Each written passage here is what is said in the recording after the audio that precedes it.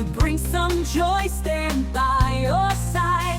At the school where courage shines so bright, we share our love and lend our light. We share our love and lend our light. Just as comes with hands to give.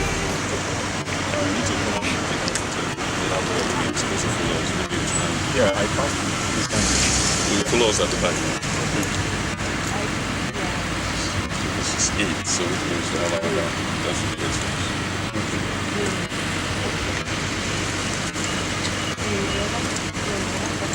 Okay. Are we good to go? Yeah, we are.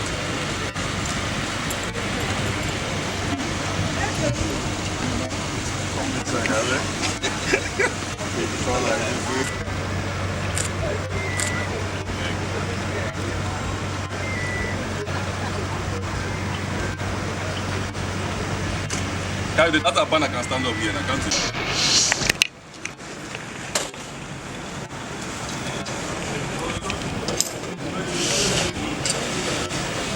Oh, Billy! I know, well done.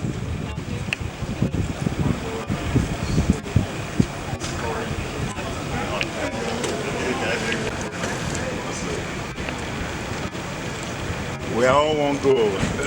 One goal. And the vision is clear, is becoming clearer. Yeah. See the way that's taking the way. So after, if you want to see. If you want to stand here, you can place it on. You can stand there. Yeah, don't Around. That's okay, let's go to around. Thank you very much. Okay, guys. Where is it? Well, keep recording this. So okay, okay. Nick. Yeah.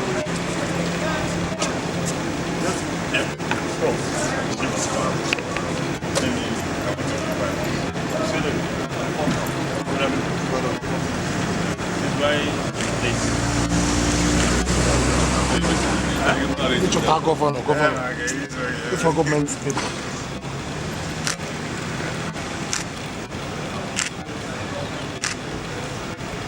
Yeah.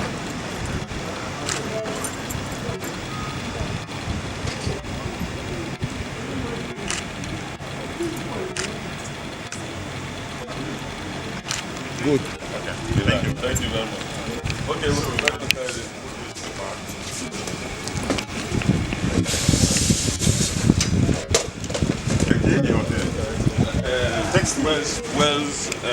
Well, Royal. You know, it's good we capture this moment, you know. Yeah. I've not been around for 10 years, you know. For 10 years.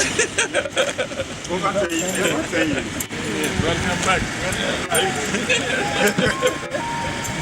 My problem. So he will come this when he drove his car. Okay.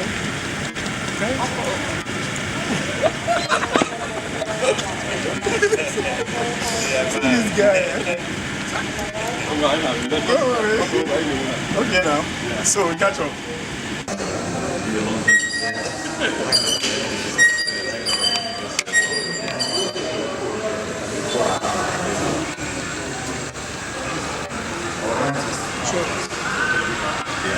Okay, so it's the same amount.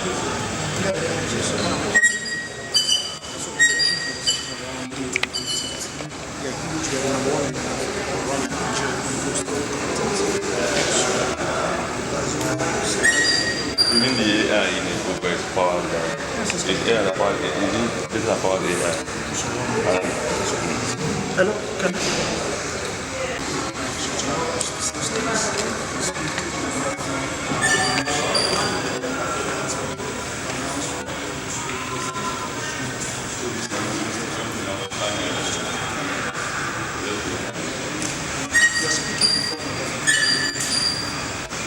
Yes, those before they go. I will say from that my breakfast and okay, so I'll say my about so the family has.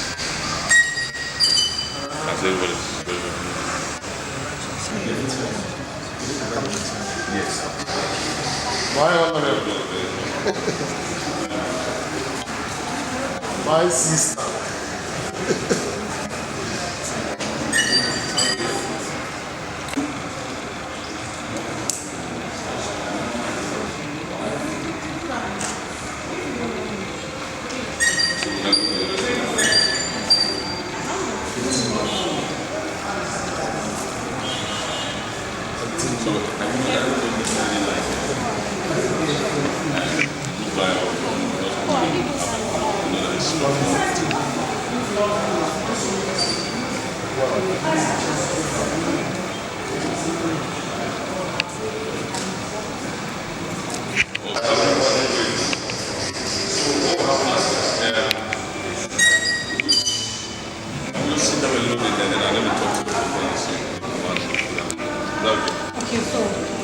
Thank you, sweet.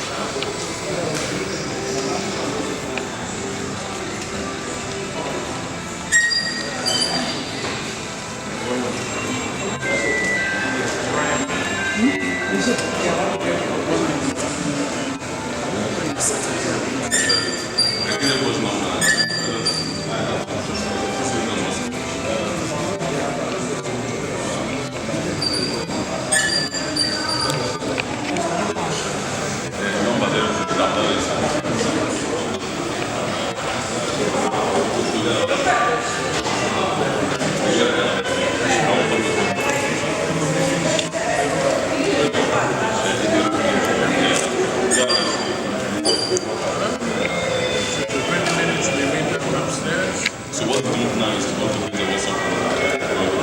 They can now test me about it. Ready? So you can now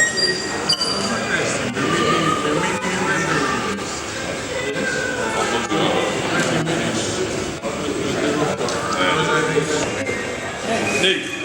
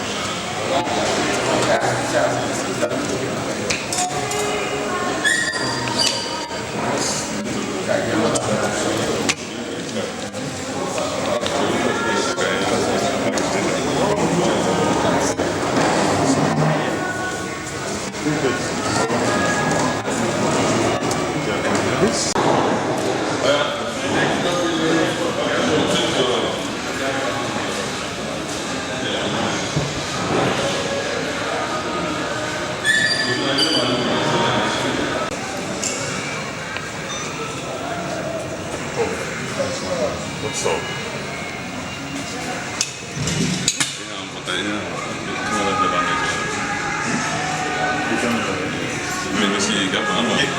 Gallery. So, yeah, we are coming.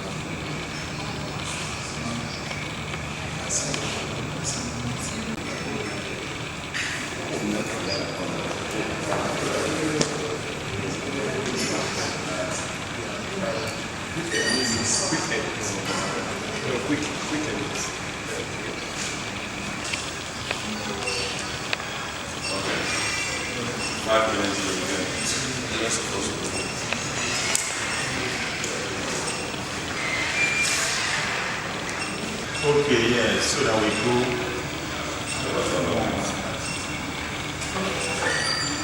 Okay, this is the coming.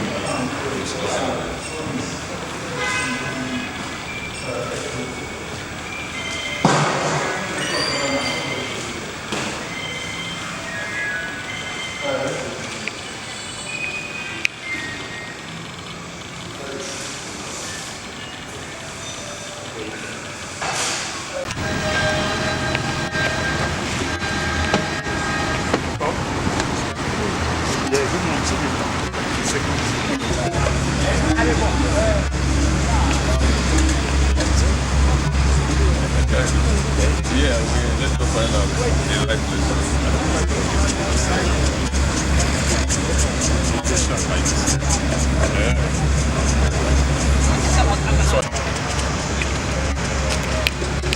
So, carry the mountain or something here.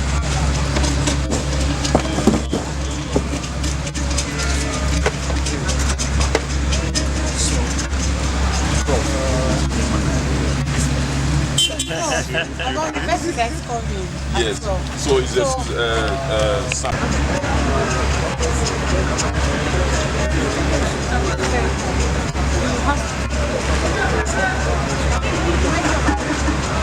okay, I'll just let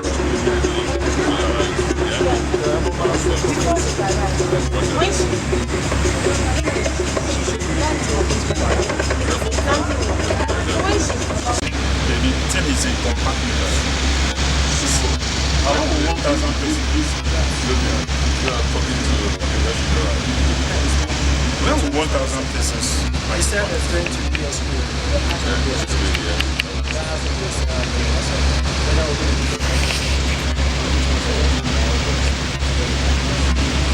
But even the safari is not making noise.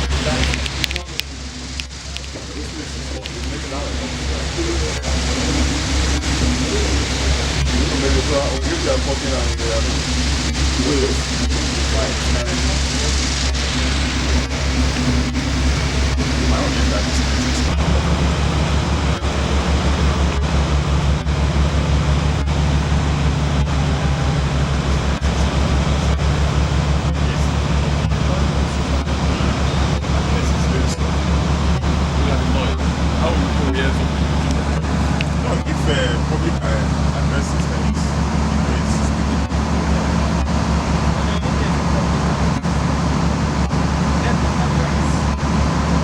so you don't ask this time compartment. I say that the meeting is not going to happen. Like most people, I will have a different Yes. From what they have done, it's going to be simultaneous. Probably going to be data analytics there, cyber security there.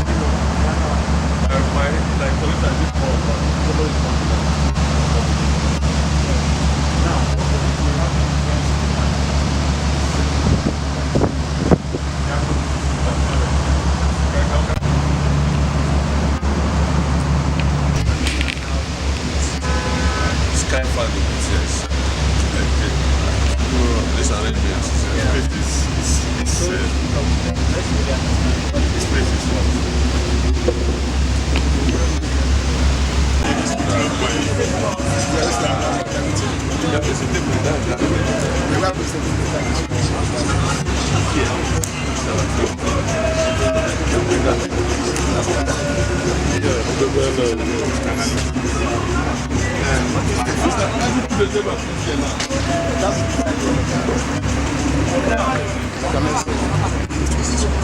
Yes, that's also what we see.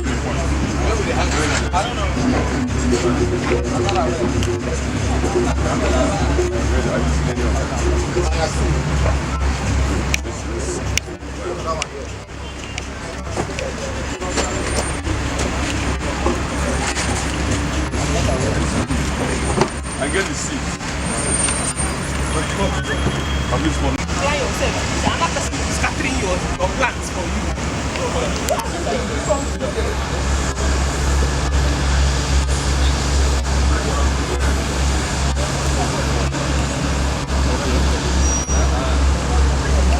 But let's stay.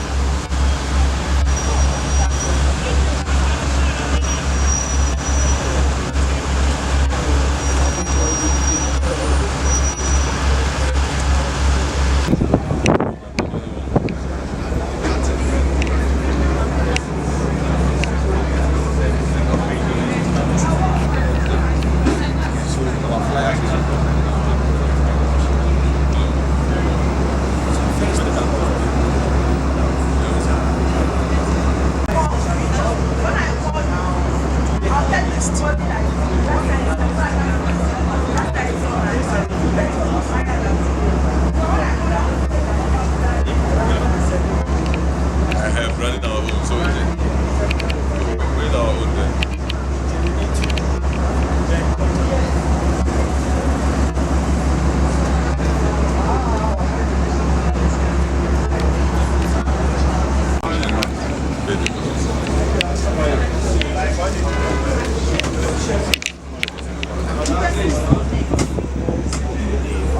Did you come with the HDMI cable? Please come and start project. Please move this.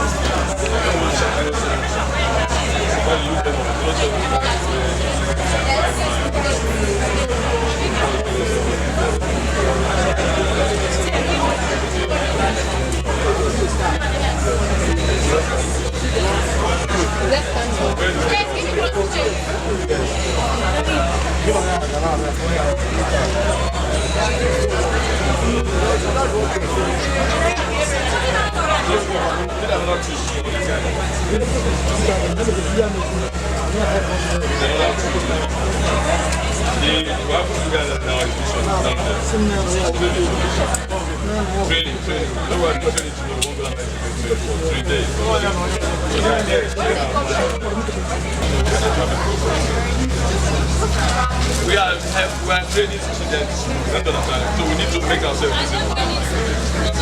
Yeah, they might go inside. So bring more people inside. Just one more and that's it. See, the camera team, you know they need this. Where is Wait, let's one by one. Can I have it too? okay, no problem. So start. So, take this to those two guys. Those guys there. Then I need another one. This guy is good. The camera is coming on, covering on the inside. Who's two guys? One of them.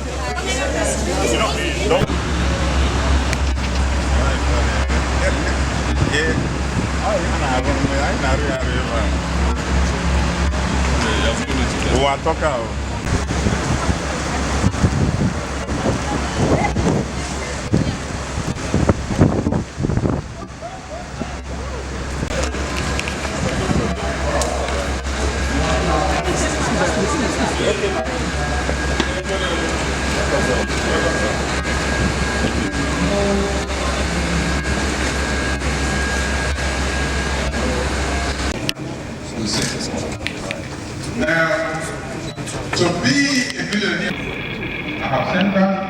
I'm going to partner with one university that because clinical patients is doing that.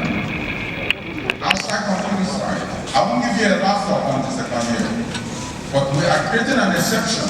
If you are in first year, you go to second year in September, and you have GP 3.7 and above.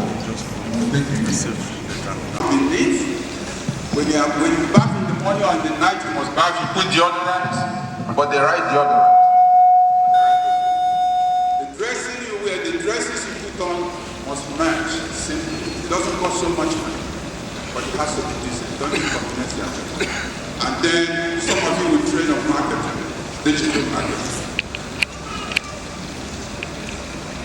Digital marketers sit at home and they are making millions. We are paying. Some man is moving to agriculture. I said, not every person is agriculture. It's a big guy, you have to. Now, so, September. So, you go online, we will announce it on 22nd of April if you are qualified. But it's based on merit. We take you online, we verify you because I know we get a lot of liars on the system. Now, finally, so that I can allow the government,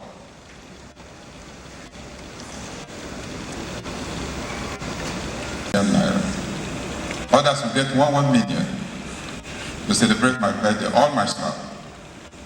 I said, but there are 3 people, 4 of them who get 10 million, and they must give them today. I said, it's not part of salary. Now, while this man is helping you, your governor, he needs to be in good health. When you pray for your family, pray for him. Those people helping you should be praying for them. Our people are negative. As I volunteered my life to carry my people, yesterday Imo State University celebrated me live, and they brought me online. I have a center there producing 200 entrepreneurs every 3 months. Now, you must pray for people who help you. You should stay. Now, I've taken on big fights to survive as an Igbo man in the tech sector. If you talk from now till tomorrow, I have the capacity, we have the capacity because we have TD Africa with the bigger distributor, we partners with them. We have Zynox. Who is Zynox? It was a commitment from God. Obasanjo endorsed. They played a video of my kids. I've never quarreled with any of my kids. They are well educated. Their performance. That's the glory of God. You can't buy it. 2, the men are arrogant to their wives. Things have changed. I'm a counselor to a lot of rich men chase kids. What are we fighting for? If you can't respect your father, how can you respect your stand? If you can't respect your mother, how can you respect your boss in school? And you go to church every day. Do you want me to tell you the story? All my staff know. If my wife offends me, I apologize to her. If I offend her, I apologize to her. So where would trouble come from? Are you with me? Today, I'm married 774 women use AI and interview all of them. The same progenitor age, data. They will look alike, very close. And qualification will be very close. I use them to open branches nationwide. It will be cheaper for me. Don't tell me how I have my baby. They paid me $1.6 million in 2010 and I deployed for everybody, including the American company. Now, why I'm saying it is that as Nigerians, you must build intellectual capacity, the energy.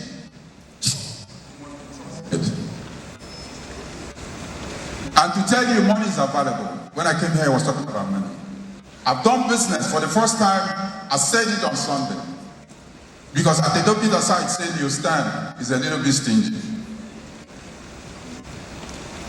Okay? I've done business for 40 years. Just to tell you people that money is not the problem. I've done business for 40 years. I've not borrowed a kobo from any bank. Any bank that says you stand, sign with them. Please tell them to advertise it. Now, so nothing stops you. Nothing stops you from making it. Don't go into hyperbole. You must incubate. Don't take your capital to go and buy car to deceive people or convince people. I want to leave you people here. I want to see people from Enugu State, Southeast. Yorubas are performing. They have knowledge. I want somebody to tell me, Tinubu appointed this person and is not qualified. President Tinubu, when I called him on the phone when he was a governor, I said, Mr. President, sorry, my brother, I'm launching Zion. He said, Stan, I'll give you dinner tomorrow. The next evening, personal dinners in government house. On the lunch, Tinubu took over the lunch in Lagos. Senate President, all of them, all the ministers, Vice President, all of them were there. Now, so what I'm just basically saying is that you need to decide who you want. Enugu State, bless your governor, and bless all of you. But I'm waiting for some people to come out of Enugu. I want to use them as mustard seeds. Let me see why in this country, in the next 12 years, or by the time I celebrate my 80th birthday, that I will not see miracle billionaires who can defend their wealth. God bless you. Wow. I'm not sure exactly how to stop a 70-year-old for me to walk forward. I'm sorry. And thank you so much, Your Excellency, for being remarkably patient. You know, I'm sure he knows why. And all of us, can we all say happy birthday to him? It's 70. Can we say together, happy birthday? Thank you. For the next speakers, it's a goodwill message. So we have 3 minutes. We can give you the grace of maybe 4 minutes, but please, let's stick to the time because we are live and it's affecting our live transmission if you don't stick to the time.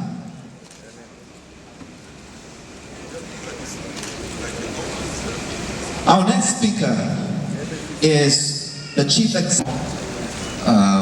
I'll keep it short because I feel the compare stressing 3 minutes and an additional 1 minute was a signal that me, I'm not a billionaire, so you might get physical with me.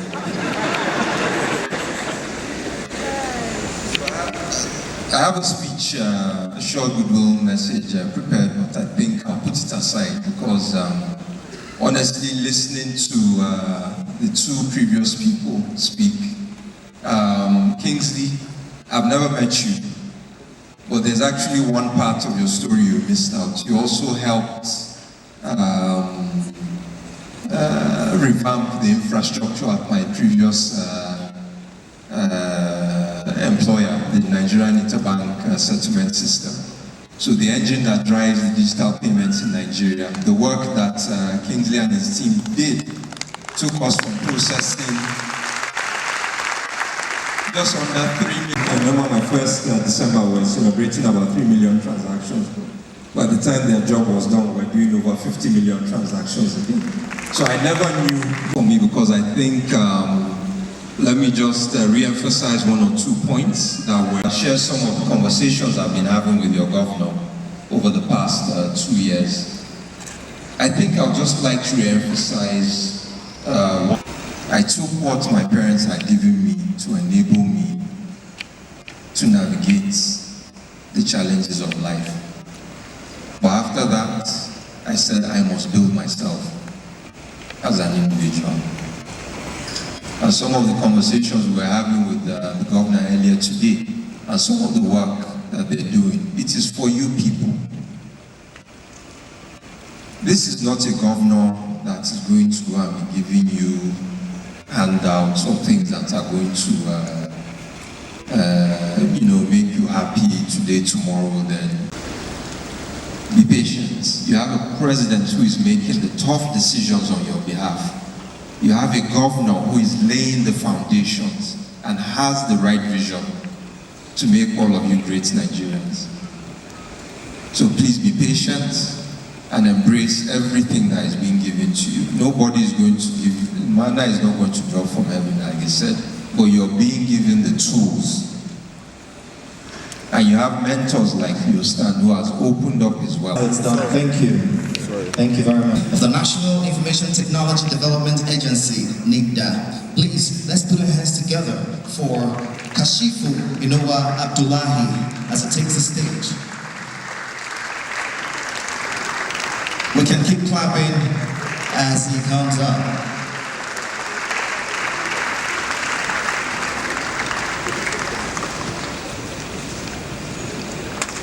Oh, he's here. Please put your hands together for him. Thank you. He's moving like someone that understands time. Thank you. Thank you in advance. Thank you so much.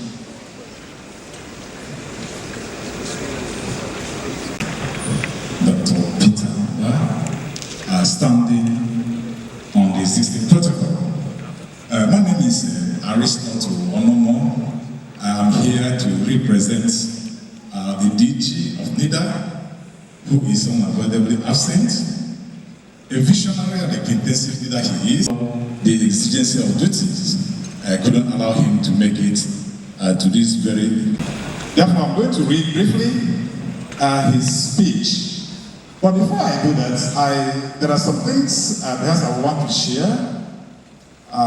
Perhaps the executive governor since Thursday, Friday, and I want to tell you that Enugu State is privileged.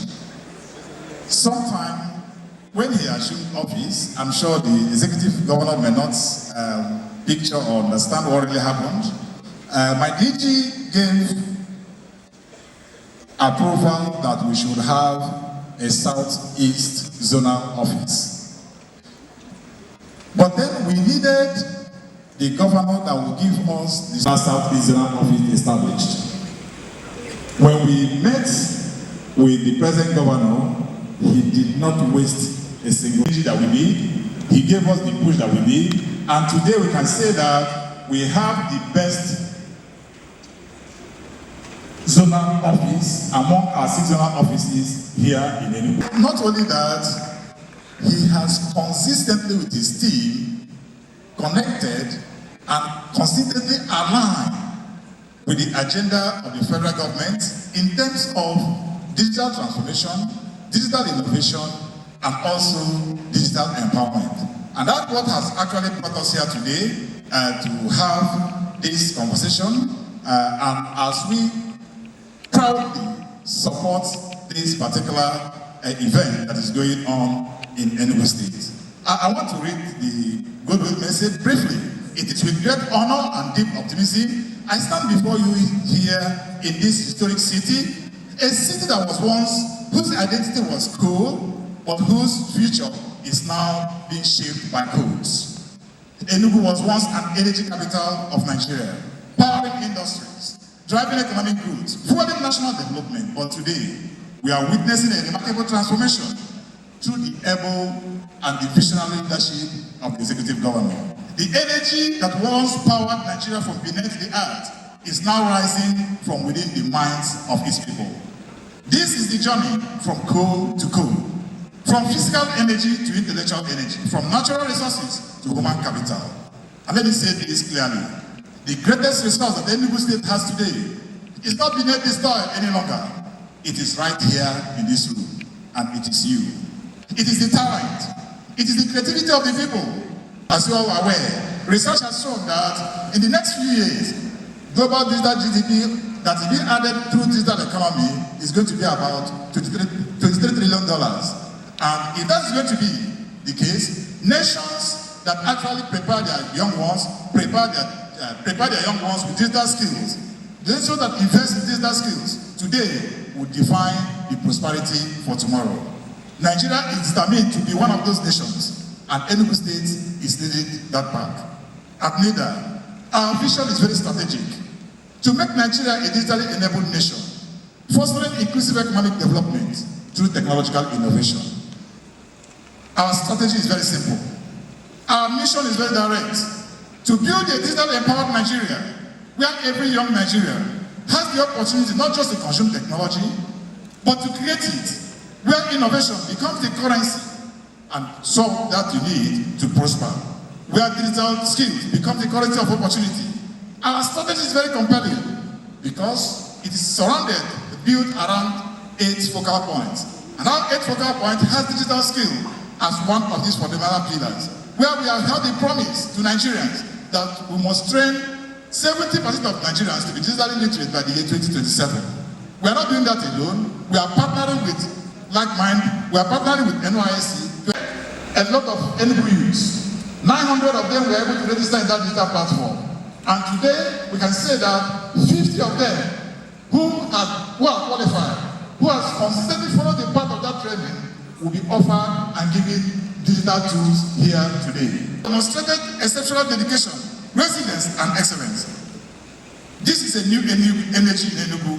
Not coal any longer, but cool. Not extraction, but innovation. Not limitation, but possibility.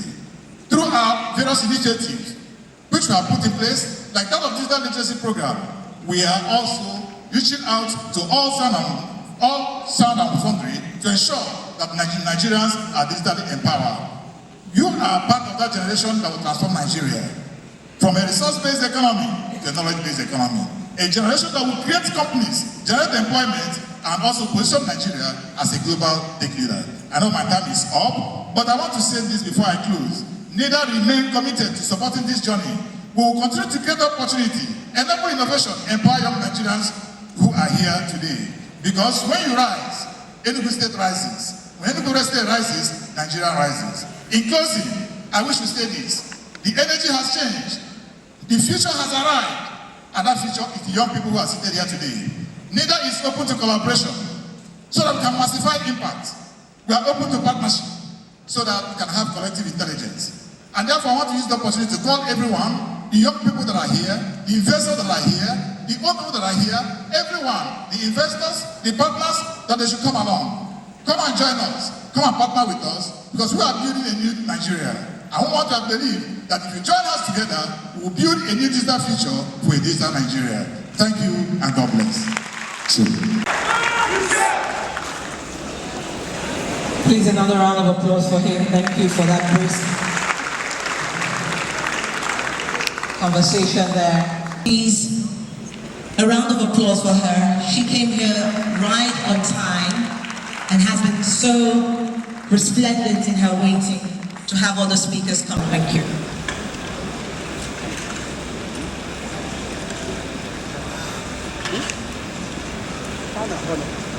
There's so many of them out there.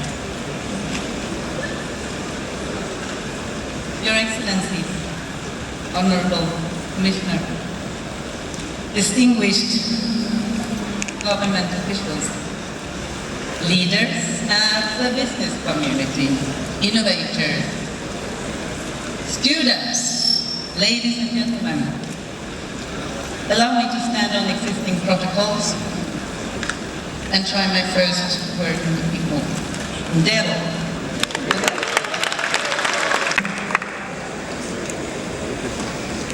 Now, being here in Enugu today, first time ever I'm here, I am reminded of something that we often say in the Nordic region. You can't hear me, and I'll be trying to adjust. So anyway, being here reminds me of something that we often say in the Nordic region. The future does not arrive fully formed. It is built by those who dare to imagine it. And here at the Enugu Tech Festival, I see not only imagination and ambition, I see momentum. I'm here with the Nordic delegation joined by colleagues from Sweden and Denmark, and with some Swedish and Nordic companies. And they have not come here merely to observe. They have come here to engage. They've come to explore partnerships, to invest, and of course to contribute. Because they recognize that something meaningful is taking shape here in Enugu's innovation ecosystem.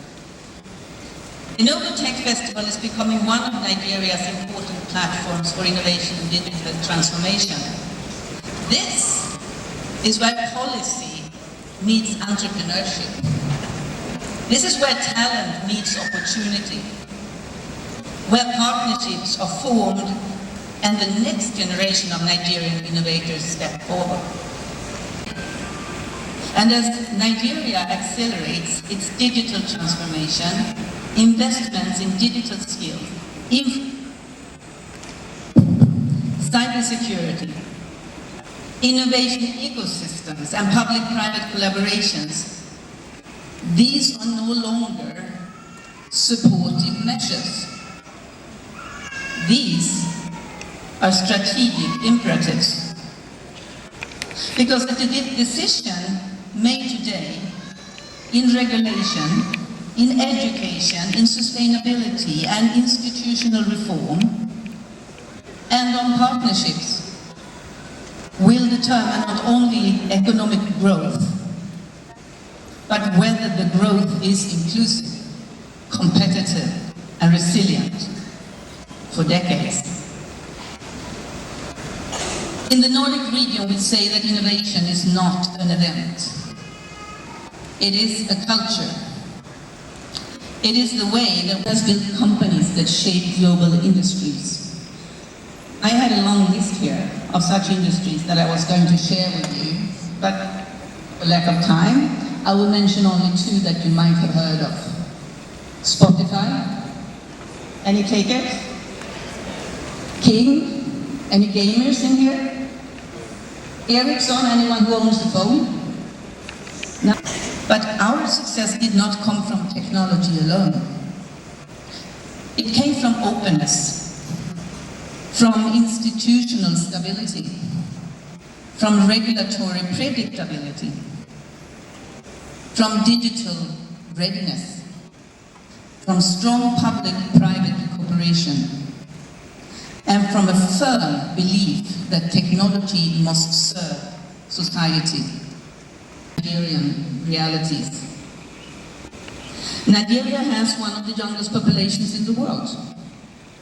And that is not just statistics. It is a strategic advantage. Young Nigerians like yourselves are not waiting to be led. You're not waiting to lead. You're already shaping today's digital economy. But leadership in this era requires more than technical skills. We heard it from some of the previous speakers. It requires a lot of things. It requires regulatory foresight, ethical responsibility, sustainability, security awareness, and a long-term thinking. Artificial intelligence, blockchain, robotics, biotechnology, and clean energy are reshaping global competitiveness. But technology alone does not determine outcomes. Policy does. Governance does. Then, before I continue, allow me to acknowledge something important that has nothing to do with why we are here today. But today is the 24th February.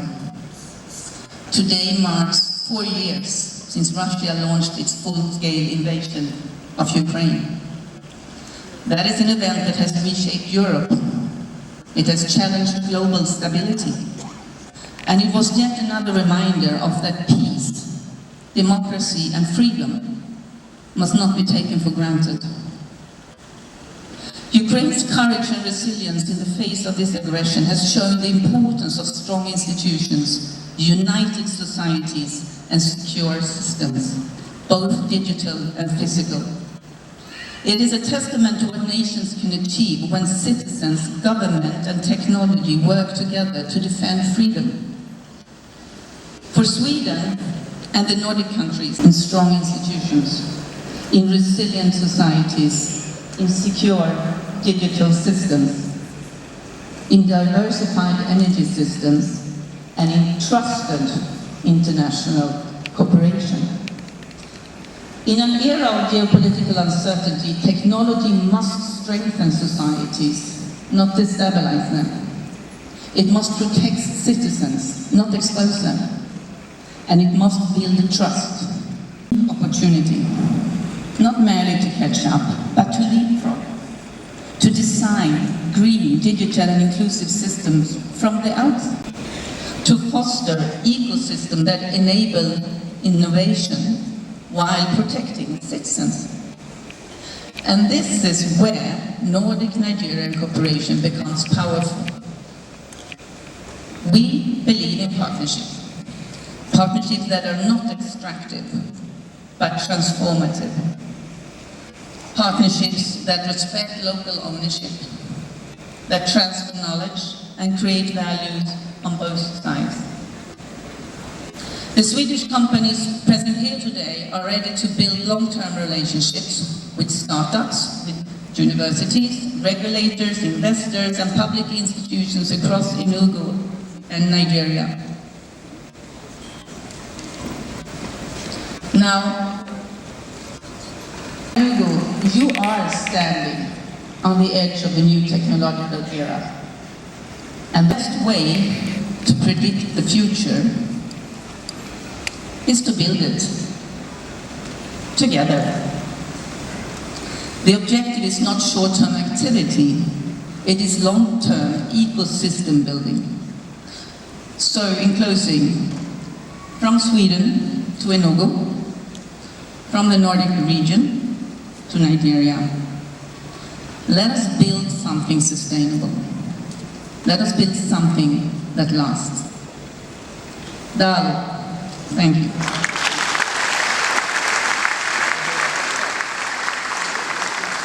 Please, just a quick announcement.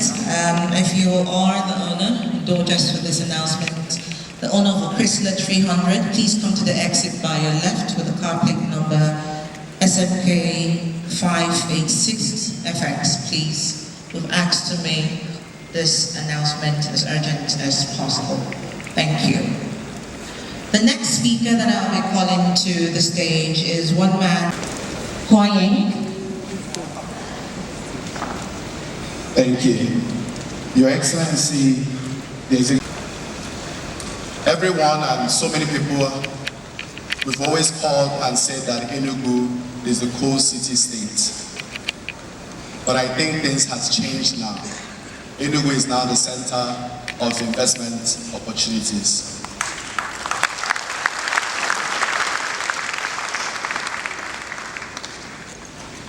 About 15 years ago, as a young investor that was still in university, I once thought about an innovation, Naira Trip.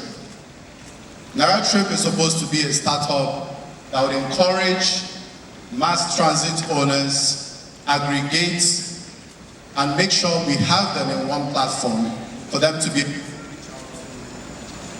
different commuters. But then, when I came back to Nigeria, I faced institutional bottlenecks. I faced different challenges that made it impossible for me to deploy that seed $9,000 that I got to make sure I bring this innovation to life. But guess what? Today, the same institution that I faced challenges in deploying my capital has become the same institution that I'm charged for me to de-risk and make sure I support coming investors into Enugu State to deploy their capital and make sure they invest in a safe environment. Today, that story has also changed. Any serious investor that is in our one-stop investment center highly fitted with Ministry of Transport, Ministry of Works, Ministry of Agriculture, Immigration, CAC, every single part of institution that you need to make sure you deploy capital in Enugu State is well fitted at ESIDA today. And this goes down to the structured opportunities that we have today, which one of them is the new Enugu Smart City. It's a master plan smart city built for technology, mixed-use development, and future industry. It's urban planning designed to attract serious capital, and the most powerful part is the fact that investors are able to come into Enugu and have a structured environment where you can play around and invest, even if you want to have a finance cluster. Like the chairman once mentioned that he's investing heavily in Imo State now for AI investments in Imo State. And I can tell you, Mr. Chairman, that Enugu State is ready for your capital. You can invest in Imo State, but I can tell you that there's no bottleneck in Enugu State, and you can bring in your capital and deploy in 72 hours. To the young builders in Enugu today, across the state, young people, any investor seated here today, like Madam Ambassador mentioned, the Nordic investors, we have an investment roundtable that is happening tomorrow where we'll be able to share more insights on some of the structured investment opportunities that we have in Enugu. But one thing I can quickly mention and say to you all today is that if you decide to invest in Enugu, we will not let you build alone. You will not struggle with land bottlenecks. You will not struggle with coordination. You will not struggle alone in navigating policies. We understand that I hope you heard that. Strongly so. Our tomorrow. The conversation and the inspirational charge from some of our delightful speakers. But we have come to the point where we know that the one who backed, the one who has given energy and fuel to this event, year in, year out, and this is the second event, is here in this room. Niche financial analyst, an exceptional leader of known par excellence, Southeast Digital Innovation Torchbearer, and one of Nigeria's outstanding governor for inclusive governance, and the leading governor and first to endorse unapologetically the Reserve Seats for Women's Bill. Ladies and gentlemen, His Excellency, Dr. Peter Mbah. Please, a resounding applause as he comes forward for the speech. Thank you, sir.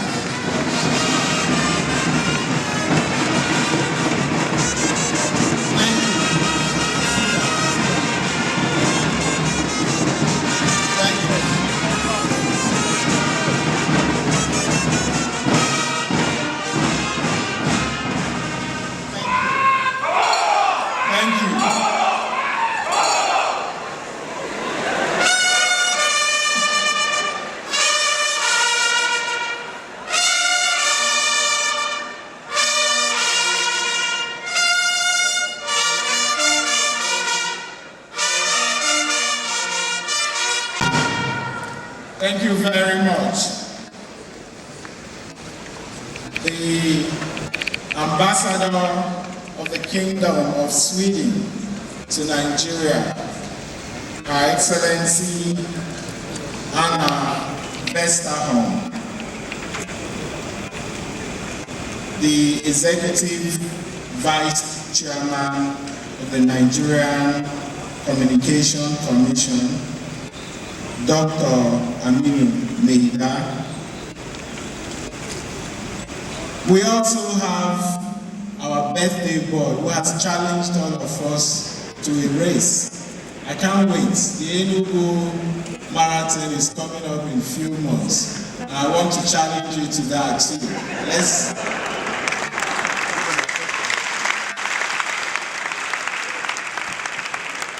But before that, I would like us to do just one thing.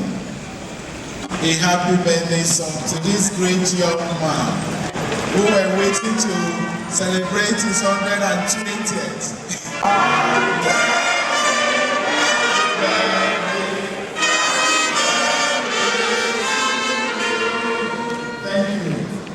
Thank you, CEO, who told us. And thank you for all the great work you're doing to support the Enugu youth.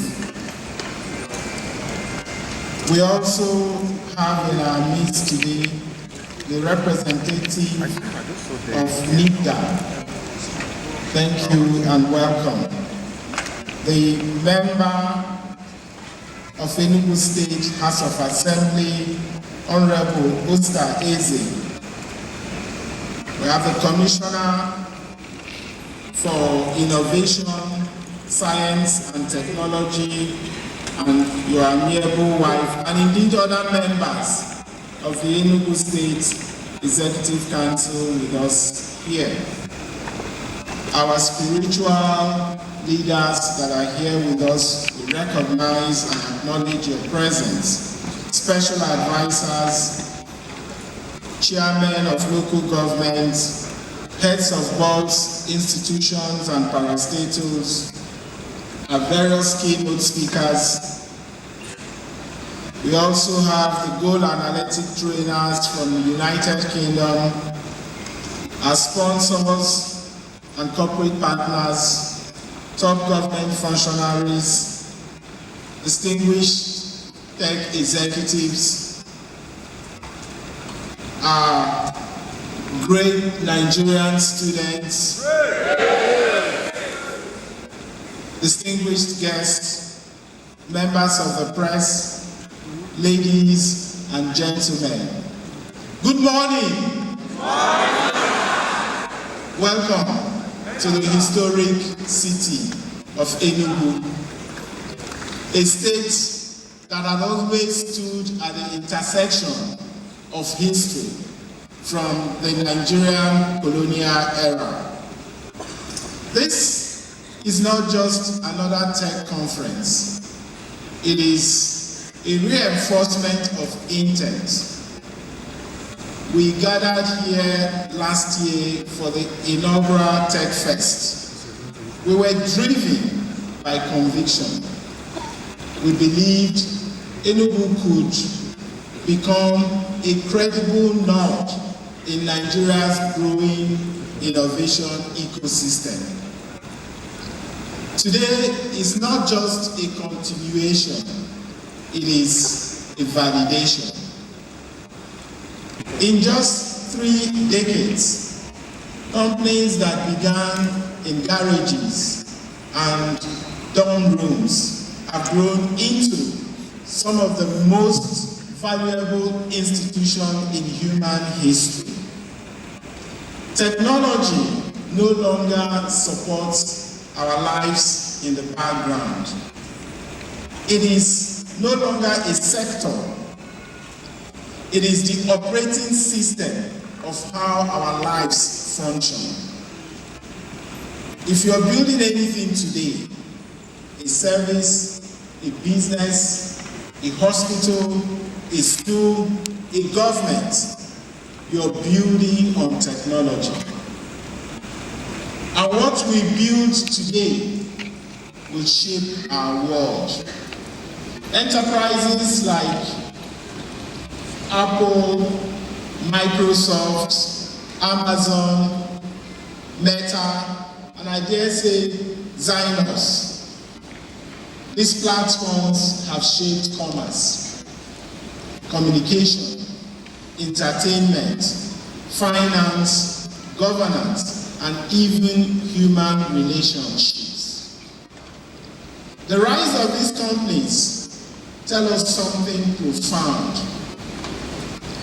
The world economy is no longer driven by physical assets, but by ideas, code, data, and innovation. We are witnessing the acceleration of the 4th industrial revolution. Here in Enugu, we have made a deliberate decision.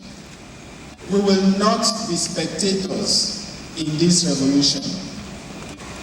We will be participants. We will be producers.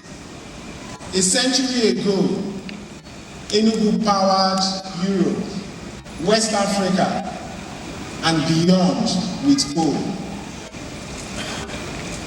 Coal left this ground. By the early 60s, coal production in Enugu had peaked at nearly 1 million tons annually. It fueled railways, ports, and industry. It created value. But that value accumulated somewhere else, for someone else. Today, the inside us. The question is simple. We will ship out our raw potential. And that question will be asked, will we ship out our raw potential? That is the human being. Are we going to migrate the human being or the things we have inside us? Or will we build systems that keep value here and send finished ideas to the world? The difference between extraction and ownership is this. Invention creates ideas. Innovation creates lasting impact. Innovation rarely begins with brilliance. It begins with irritation. Netflix didn't start a streaming empire. It started because late video feeds were annoying and physical stores were inefficient. When its founders tried to sell to Blockbuster, they were dismissed. Airbnb didn't start as a hospitality giant. It started with two founders who couldn't afford rent and noticed empty rooms during a conference. Uber didn't invent transportation. It fixed the friction in getting a ride. These companies didn't begin with ambition to change the world. They began with a problem they refused to ignore. The digital economy is not about fancy cliches. So let us not chase invention for its own sake. And again, I've heard the beautiful stories of Dr. Kingsley Eze and Dr. Leostan Eke and how inspiring they are. If there's one thing they lead us to, is the idea that we all have the opportunity to innovate. And the tomorrow is here we talk about is within our grasp only to the extent that we're able to innovate. And I'll tell my own personal story just for insight, to understand that sometimes, and maybe to drill down the word of difference between invention and innovation. And because innovation, as I've mentioned, it's about creating impact, identifying, looking around you, identifying where the pain points are. We were just having a conference here and suddenly the whole place went dark. I was just waiting for you to come up with some great ideas on how these lights would come up, you know. But what is that telling us? We have an opportunity to innovate, to fix something that is broken. My background is oil and gas. I started an oil and gas company over 25 years ago from a zero ground. I basically started from a studio apartment. We were barely 3 of us that started. I had come into an industry where you have the incumbents. It's an established industry. And it's also an industry that what we did largely was trade on commodity. So there isn't so much to innovate. Of pricing, because we were all largely buying from the same market. We were viewing the screen and deciding when to take a decision, when to lock in terms of price. But of course, our dream or our vision, as we expressed it then, was to become the market leader. So coming from a background where you had zero market share and just dreaming of becoming a market leader in an established industry where you already have incumbents, big players, wasn't an easy thing. But then we thought about the pain points. We noticed that the industry was involved in a lot of inefficiencies in terms of our operations.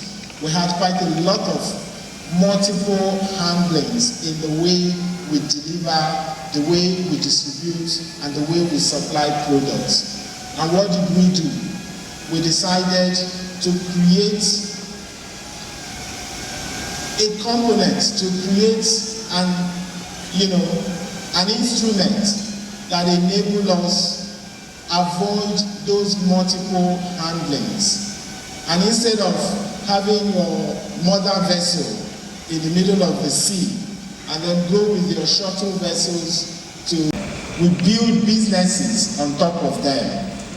Participation is useful, but ownership is powerful. If the core digital infrastructure of your economy lives somewhere, then the leverage also lives somewhere. When Tesla entered the automotive industry, it approached the vehicle as a software platform with hardware wrapped around it. Traditional automakers relied heavily on external suppliers for core systems and treated software as a feature. Tesla treated it as the center of the product. That distinction changed its competitive position. Because today, Tesla controlled the architecture. It could of course update vehicles remotely, improve performance after purchase, and gather data that refined future design. And I think if you talk about valuation, when I was doing this write-up, I looked up at the automobile industries, the valuation and Tesla valuation. Tesla valuation today is $1.5 trillion. Now, if you add Mercedes, Volkswagen, BMW, Ferrari, Nissan, Toyota, name them, BYD, GIL, just mention them. All these automobile industry, all these automobile companies put together, they are not anywhere close to the valuation of Tesla.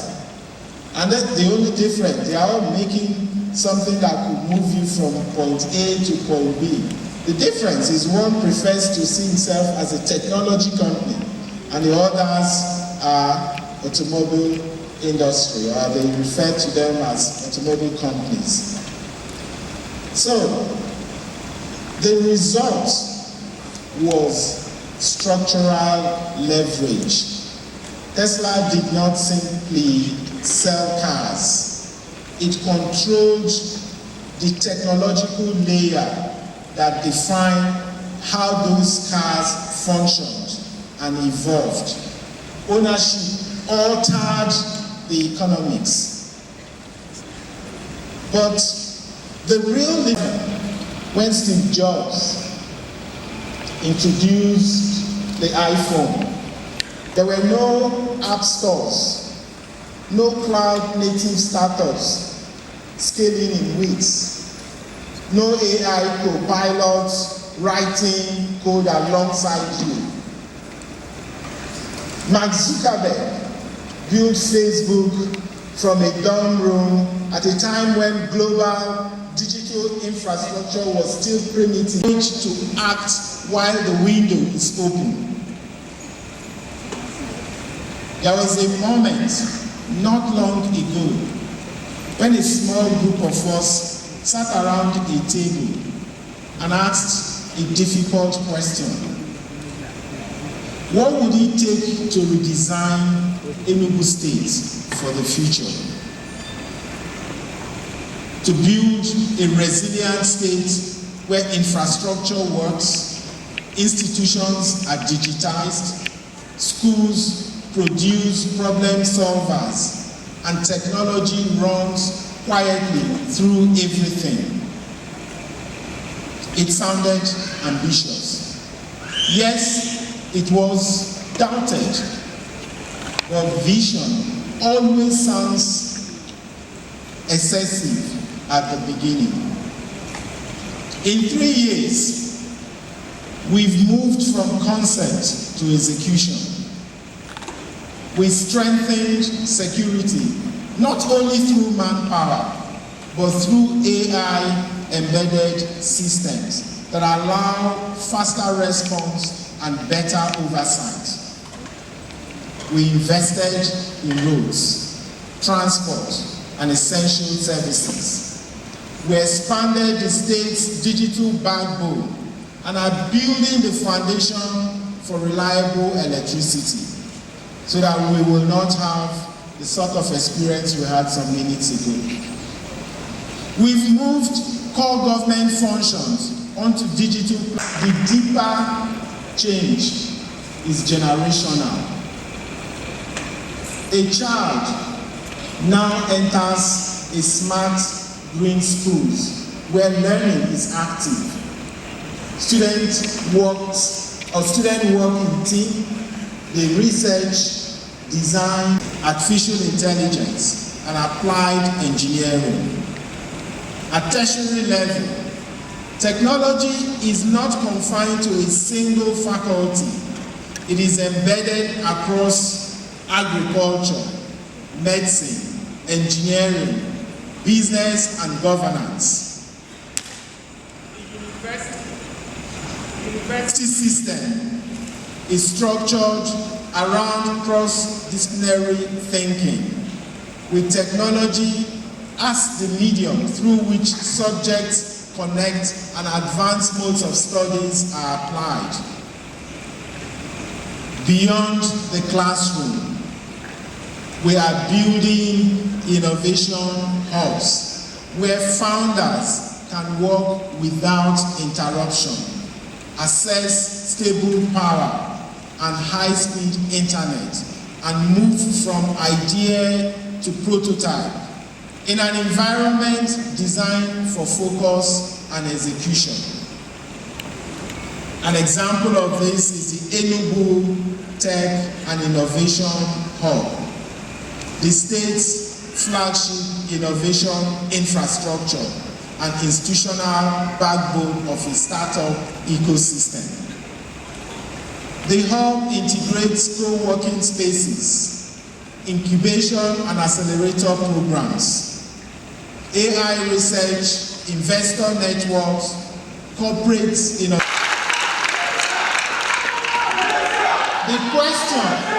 The question is not whether the opportunity exists. It does. The question is whether remember something important.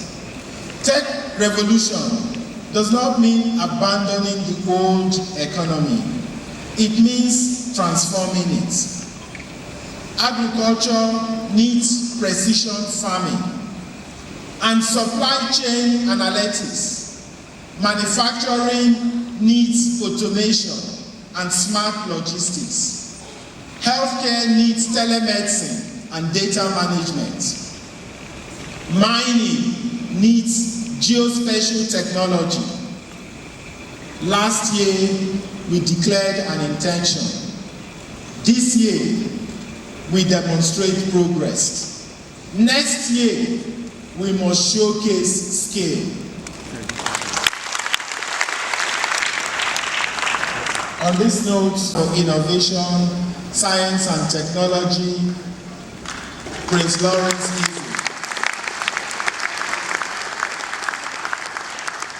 for his diligence and tireless work in growing tech communities across Enugu and fostering partnership that make gathering such as this a possibility. Technology will shape the future. The question is, who will shape technology? In this room are people who will build the systems that define how we live, work, trade, and learn. Let us build for necessity. Study the friction in agriculture. Research the inefficiencies in healthcare.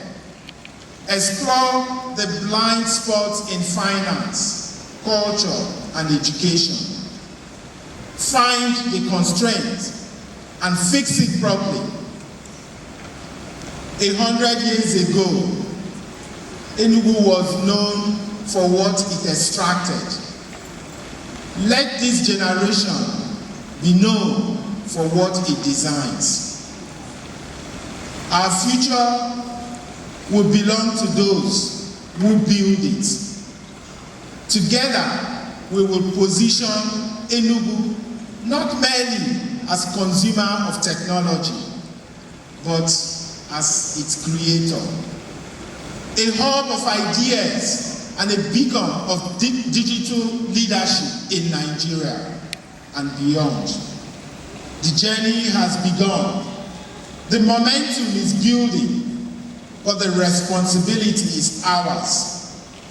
Thank you and welcome to the second Enugu Tech Festival. Tomorrow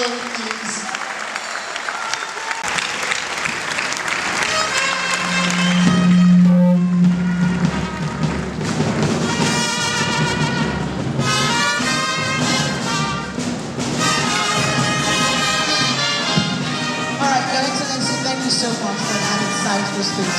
Take the group photograph. If we have like all the delightful speakers, Dr. Leostan, Dr. Kinsley, Honorable Commissioner, the Ambassador, and I just saw the speakers come to the stage so that we can have that group picture. Quickly, please. Let's not please come forward. Can we also have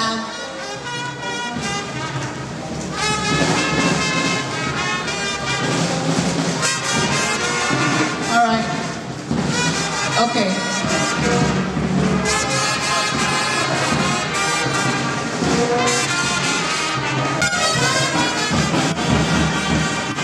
All right, thank you. Your Excellency, there is a moment that we've all been waiting for. We can all take our seats now. Your Excellency, we crave your indulgence because there's a moment that young people in this room have all been waiting for. Remember, there was a design thinking challenge, the ETF Enugu Tech Ecosystem, and the thinking challenge. And we're going to that part where we will be recognizing winners of that challenge.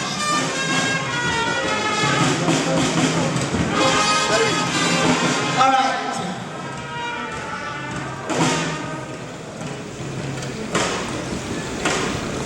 Thank you very much. So, Your Excellency, the part the young people have been waiting for, the Enugu Tech Ecosystem. Can we have Brian Ejechi here? I'll be handing over to you now. Thank you very much, Your Excellency, sir, thank you very much for doing us this time.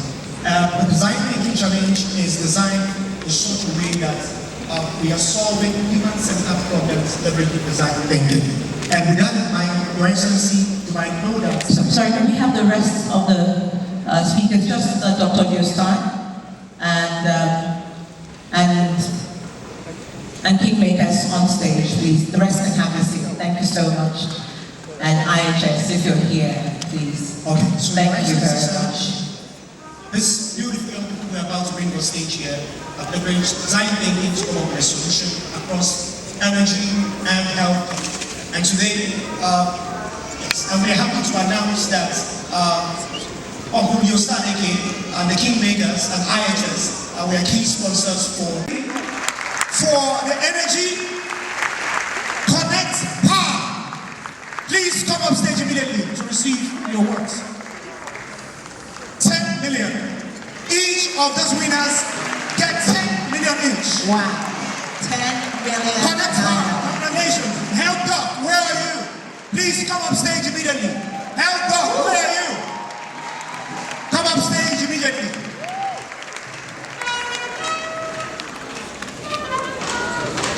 Please, a round of applause. 10 million is not 10,000 naira. Neither is it 10 shekels or 10 pounds. Okay, Health Doc.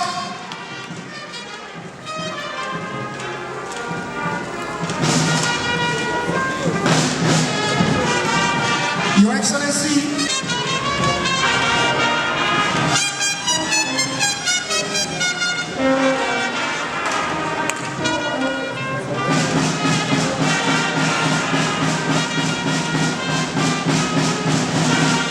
Your Excellency, I request you to note that these winners will go ahead to get into an incubation program that will last for 3 months.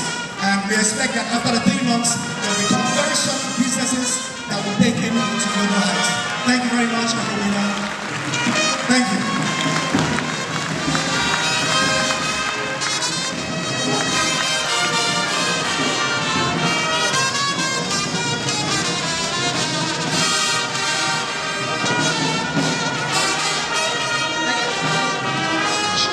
All right, thank you so much. Just a round of applause for the winners. Fantastic. And so to our next very important is inside this week. Please rise and a round of applause. It takes us through to the exhibition stand from here, and then we will come back with a quick charge for the next class.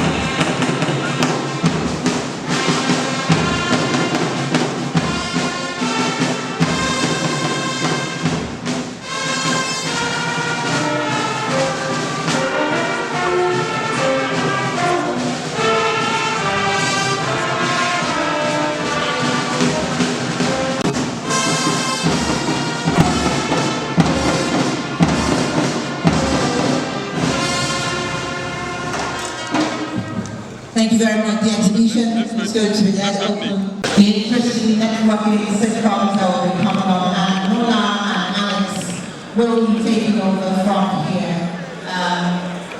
And you should know that she's delightful. Delightful. And Alex is a maestro on the very Please, the special guests are supposed to be joining the governor at the exhibition stand, please. Her Excellency's as the entourage of His Excellency.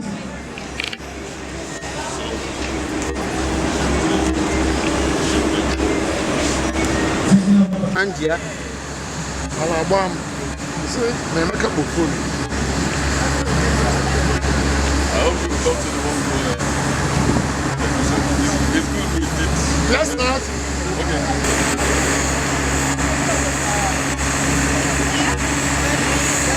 Get me there. Say you get me. I got you. Come on. A pack. I dey give you something. A pack. Cause a lot of trouble. So what I try to do now is to create a picture you can have this. So now this is also an art that works. And this now the metal works. The metal comes in sheets. But I fix them. I need to all you're seeing here are welded steel. All the work is metal. And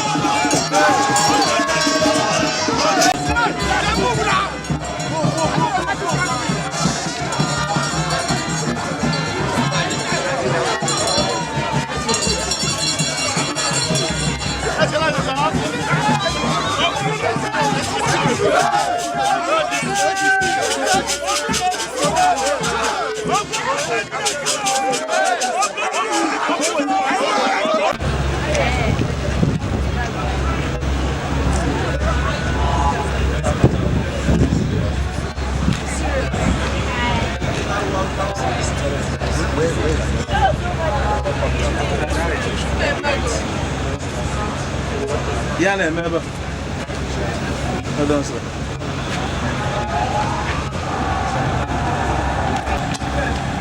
Yeah, remember.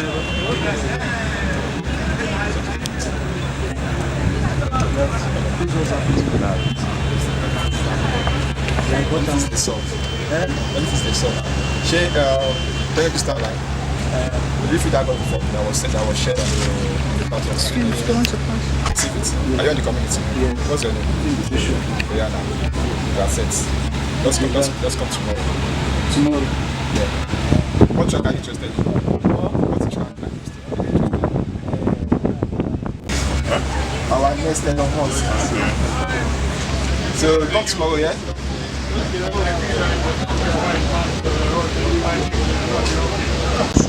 We now list we are taking time to do it. So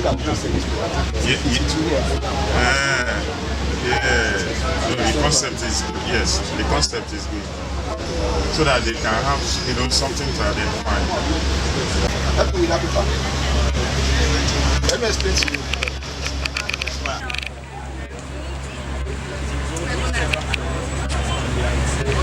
So we data of like what is currently happening past events, and with all those information we can predict what will happen tomorrow. So it's more like getting insights and information from everything that we have. For example, we can actually predict the number of people that we meet this.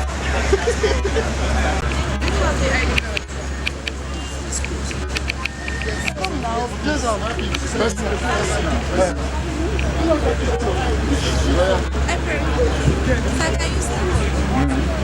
Bring it.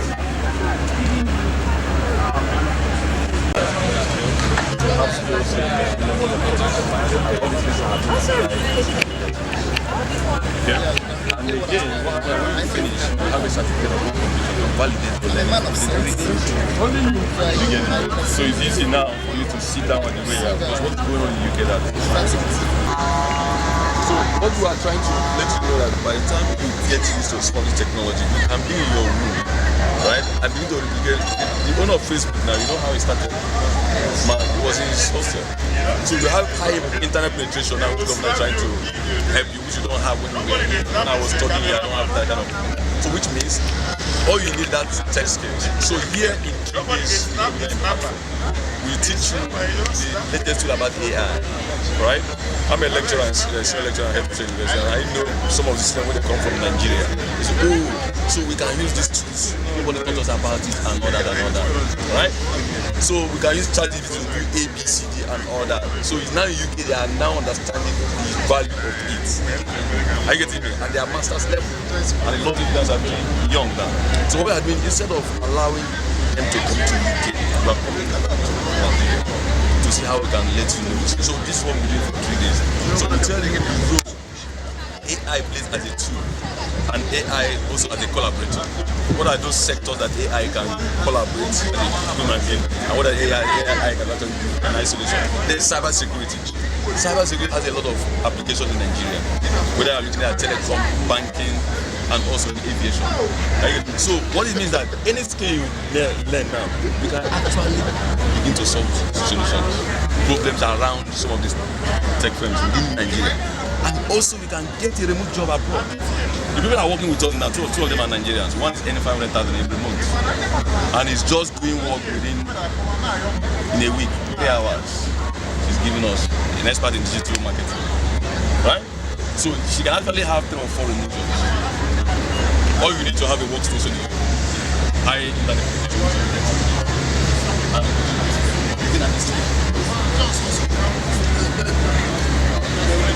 no, I learned that within, I learned his good process now.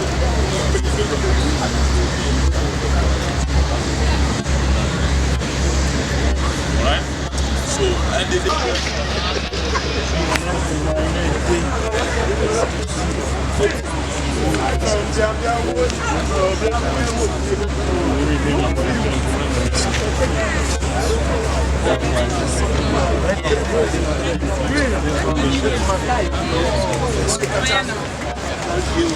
I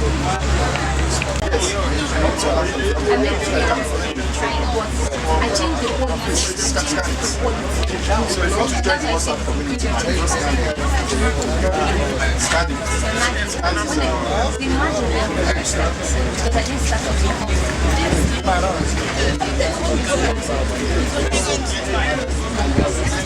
How do I get it? Send me a link. Okay. Send me the link so I can get it. So register, yeah, I will do it. You come tomorrow.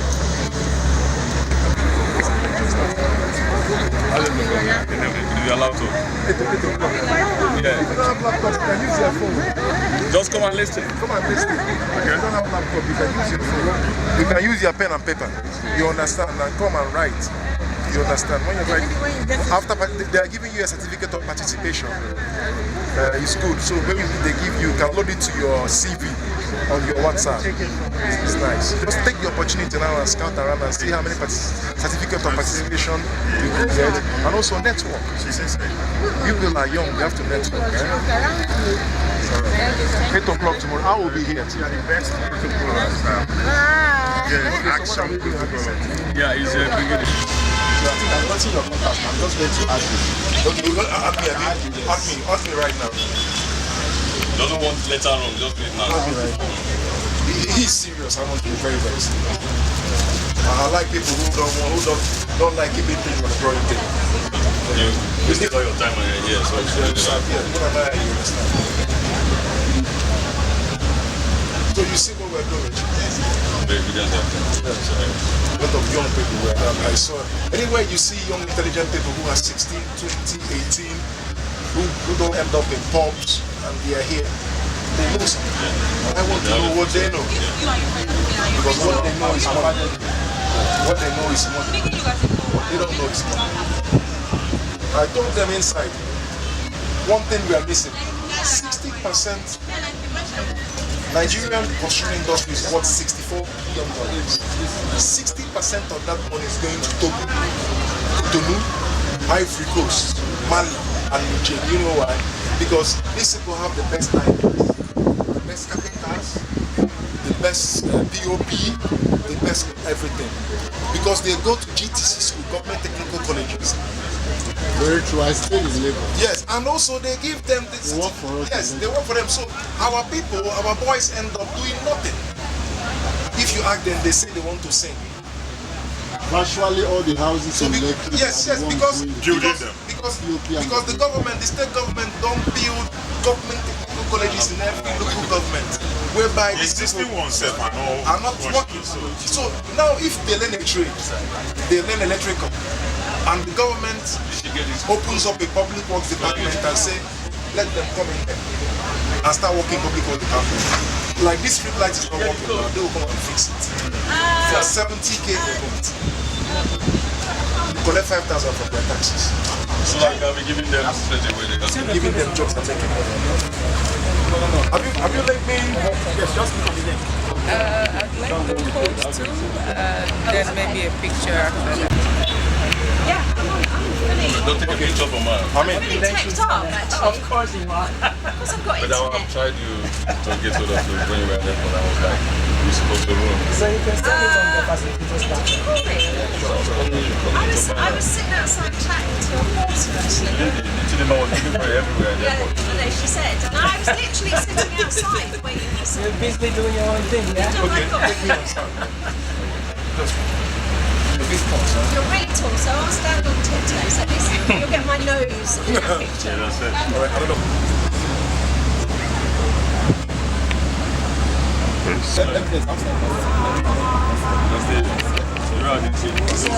is how I rock. Bend down a little bit. Okay, but it's showing. Being here tomorrow. I'm sure I'll make sure you are the first. We'll have a lot of things to Yeah, no, I don't mind. Right, so I'll just feel about it. Yeah, see, like where they are now, hello,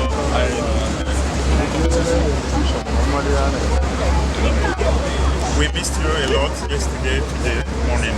That's great. we miss the governor, but we'll see how we can also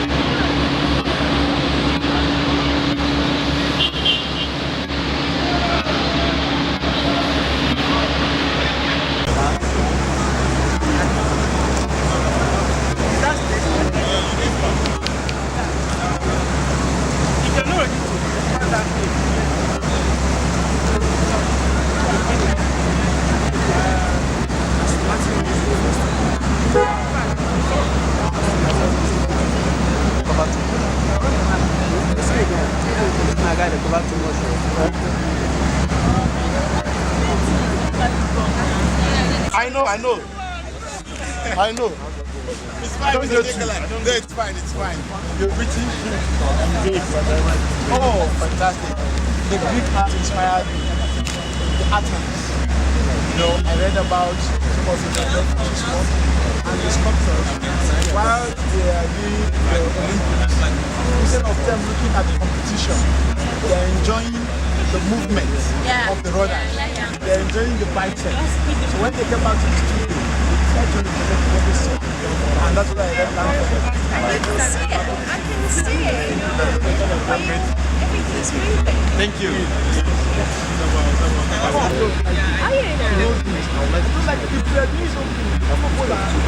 Oh, can I sit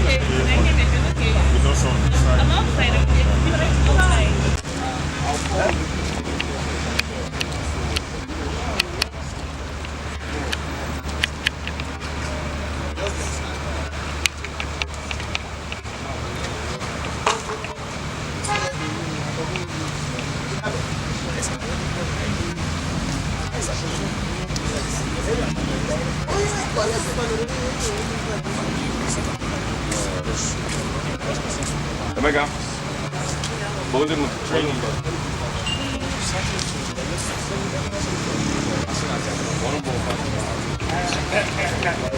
Somebody can attend one section, 9 to 12,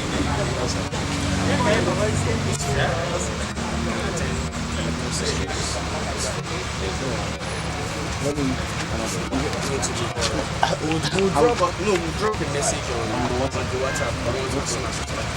Thank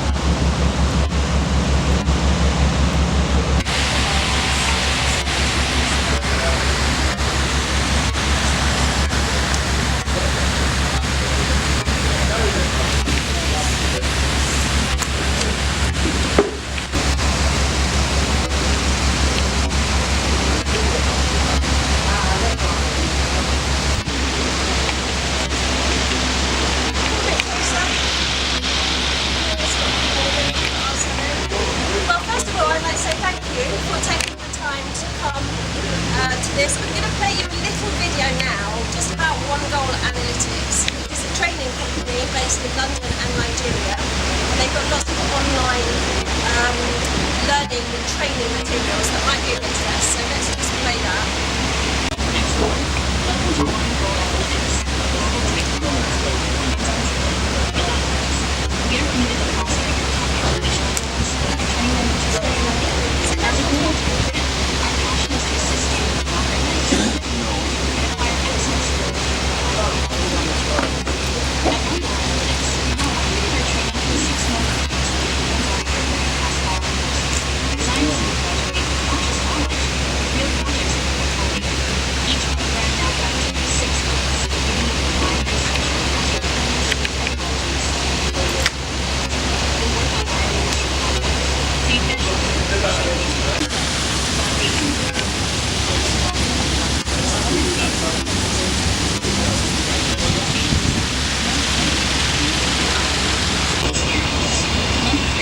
Intermediate projects and case studies work on guided projects that support your workplace change.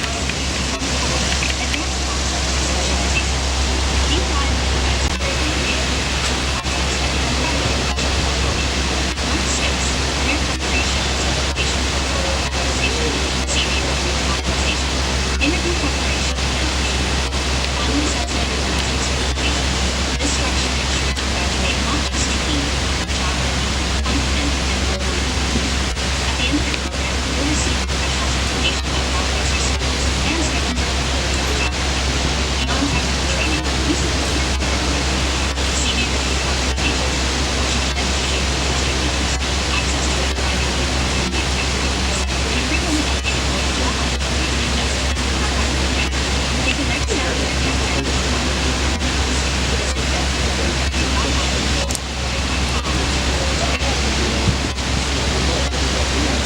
Okay, so now you know what One Goal Analytics is about, and it's about giving you skills. But what I want to talk to you about today is how to think about those skills and how to leverage those skills to use them more successfully in what you want to do. Give me a minute to just get my presentation switched over from that video, right?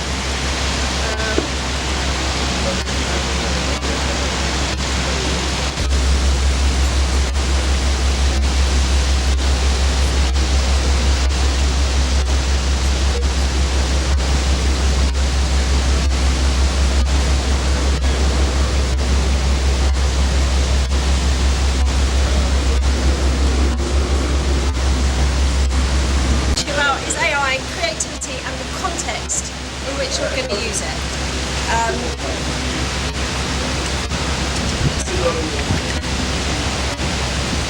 So, I'm talking to Nigerians who are very good at innovating new digital concepts, and you have a really rich history of doing that.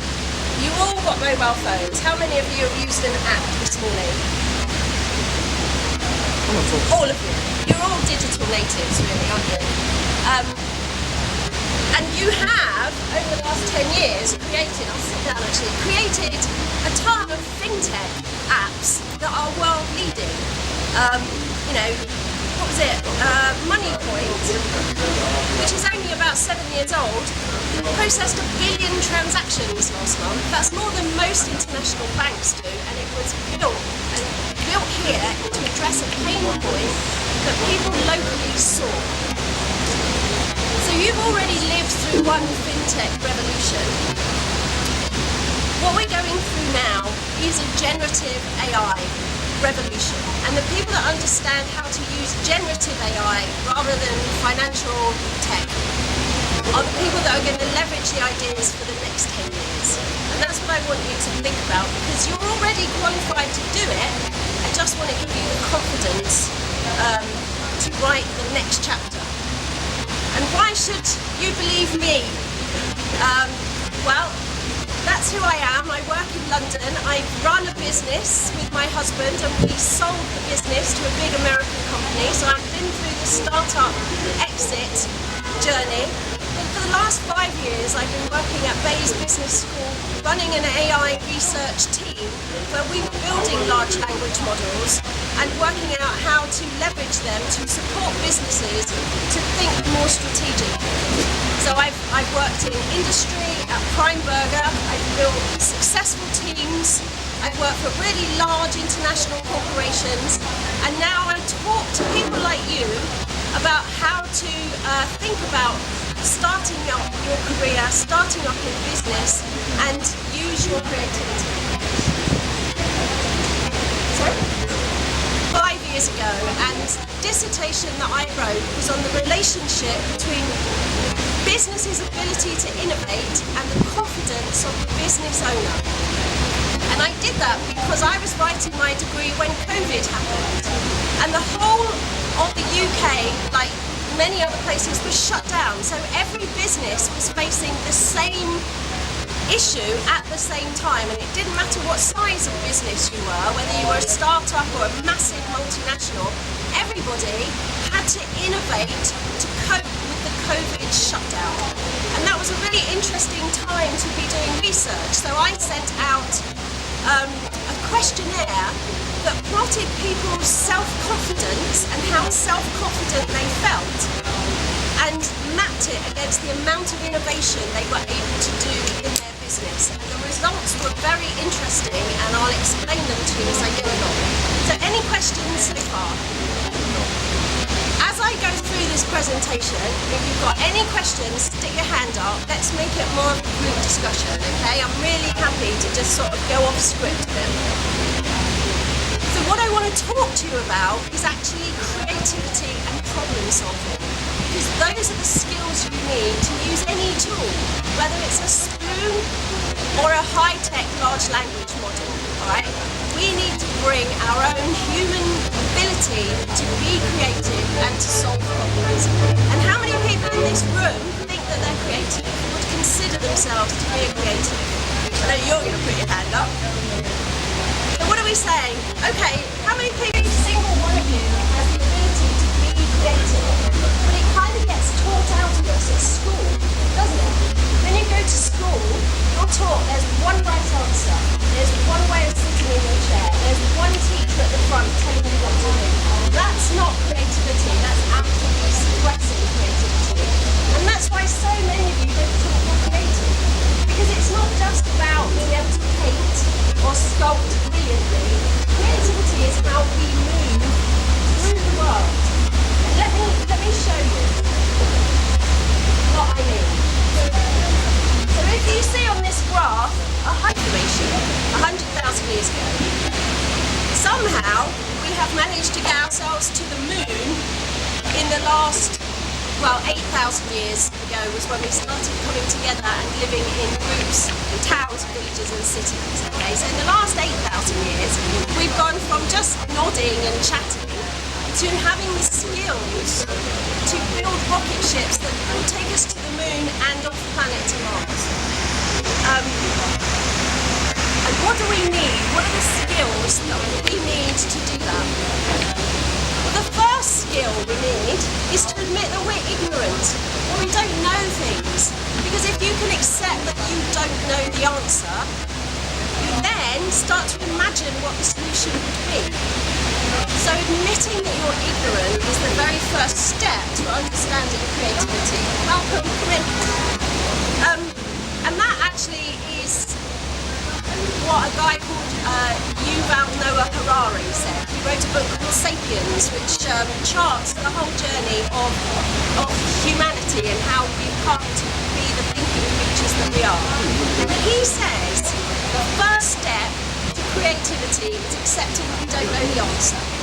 As an analyst, I expect that if you want to say something, you should go in line of numbers. Because the whole thing that will make it make sense is that what is the percentage population?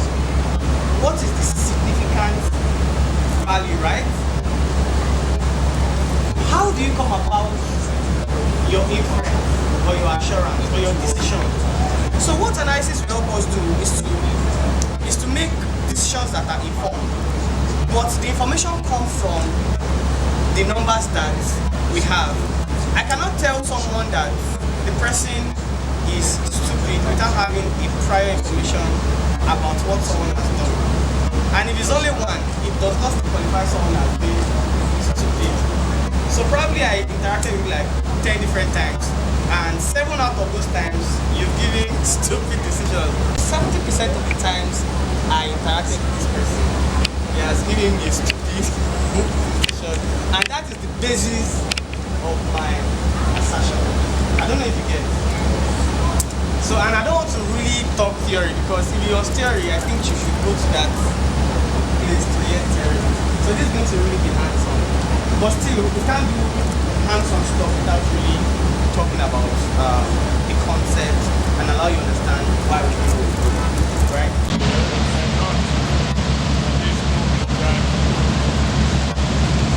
So one lesson that we are learning now is that you should run events and therefore projects much more efficient. Not has been done much earlier than the day of execution. Because everywhere I go, I see that always we are very proud of solving problems. And in my brain, since the problem is not now existing to be solved. So if you have solved it 3 weeks ago, you need to solve it. That's the essence of solving paradox. Everything that you see is one thing, we can start to work. The cooking, your children that you're growing, everything one day is a problem. Which also means that everything good is a result of the project, but also everything bad. So one of the things I will try to do with you, after I understand who you are and what level of knowledge, when you leave this after an hour and a bit, you will actually be thinking differently than coming in. So, first of all,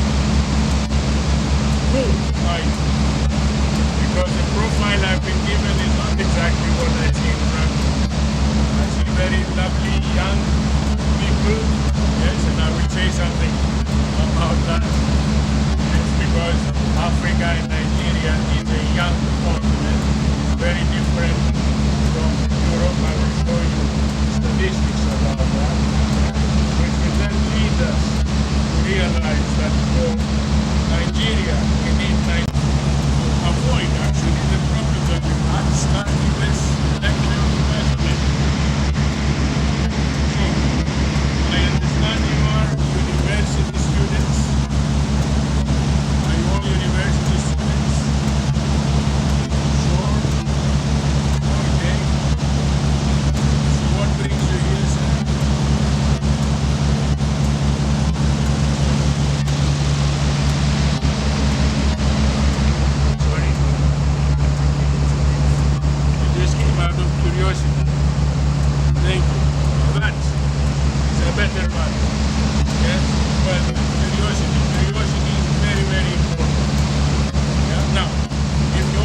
university?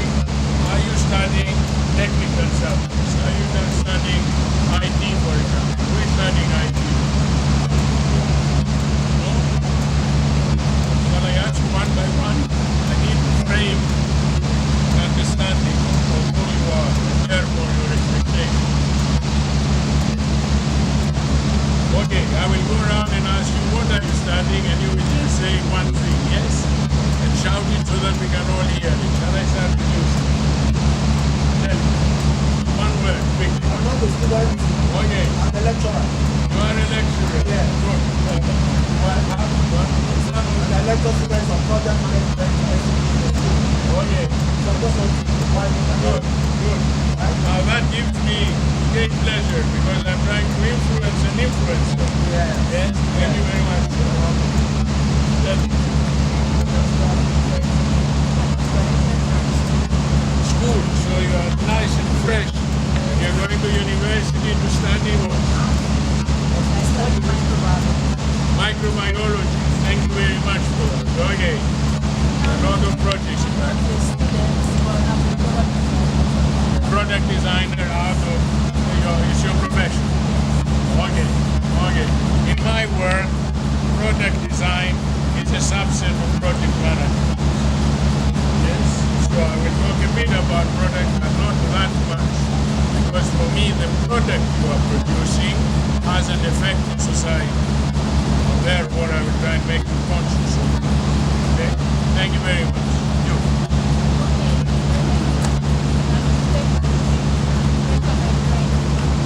You're studying what? Business management. Okay.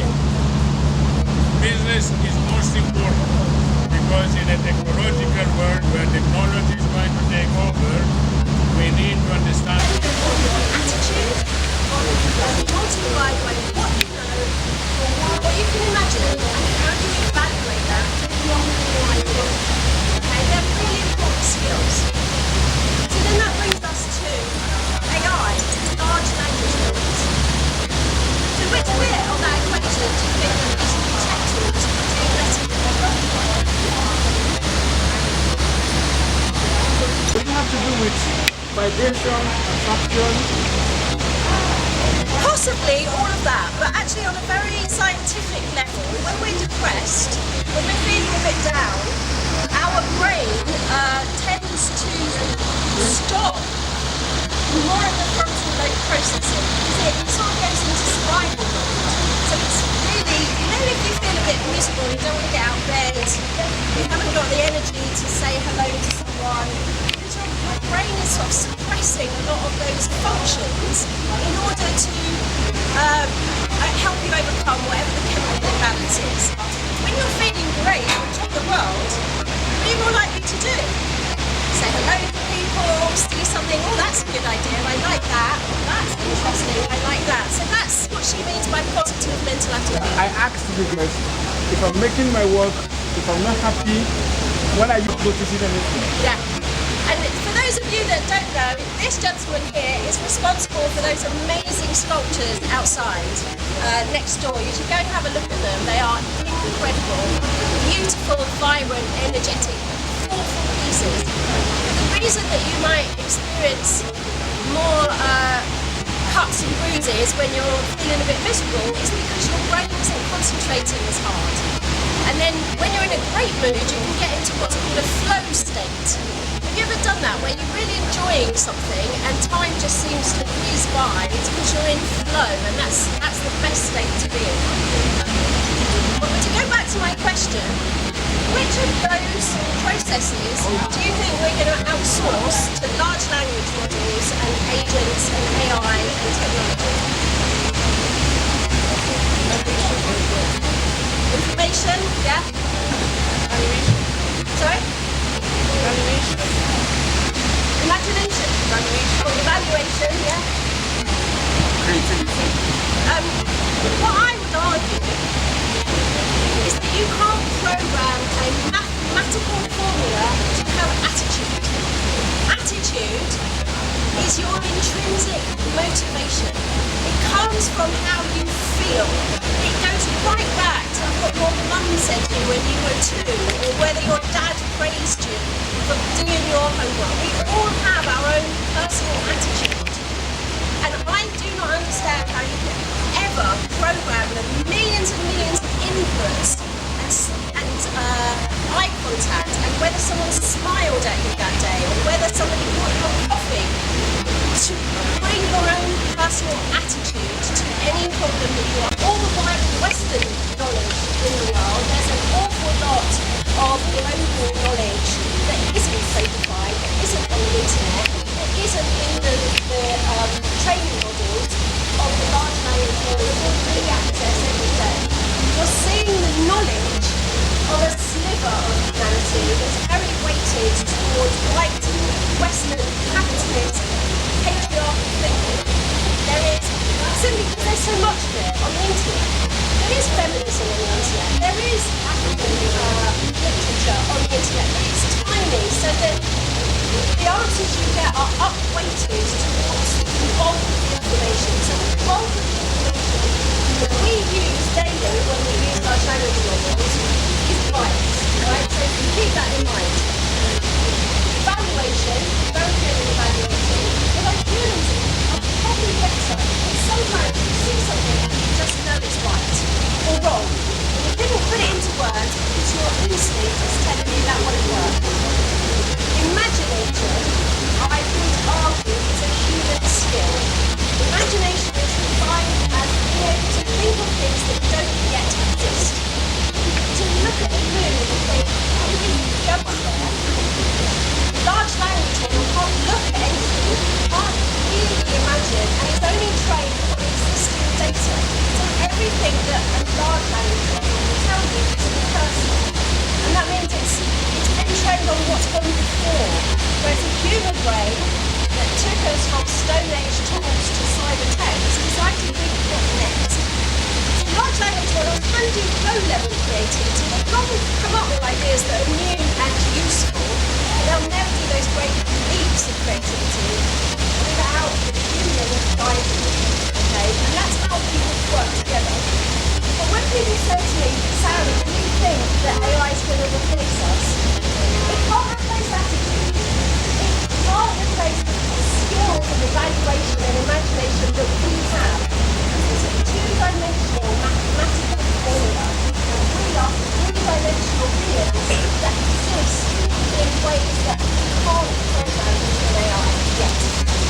And I'll give you an example of how this works in practice. So, do you know the Japanese bullet train?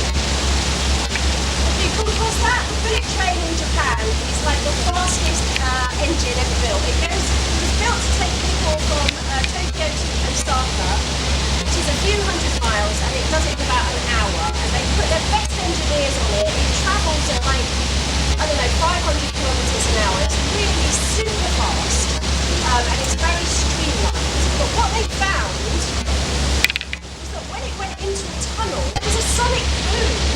They're literally taking birds out of the air. Rabbits were dropping dead from this boom that happened every time this super fast train went through a tunnel and came out the other end. So the Japanese government tasked their engineers to solve the problem. How do we reduce the sonic boom? One of the ideas they came up with was, well, what if we created a cone so that as the train went into the tunnel, the pressure is reduced. So that there's less pressure in the tunnel, so that when it comes out the other end, the sonic boom is reduced. Which is great when the train's going in that direction. But what do you think happens when the train is going in the opposite direction? That funnel amplifies the noise and makes the sonic boom even louder. It works like a loudspeaker. So the team worked on this for months. There's that guy in the middle there, that's Dr. Nagatsu, who was the lead engineer, and he was the technical development for Japanese railways. And they tried engineering formulas, and they tried measuring, and they tried this, and they tried one. So our king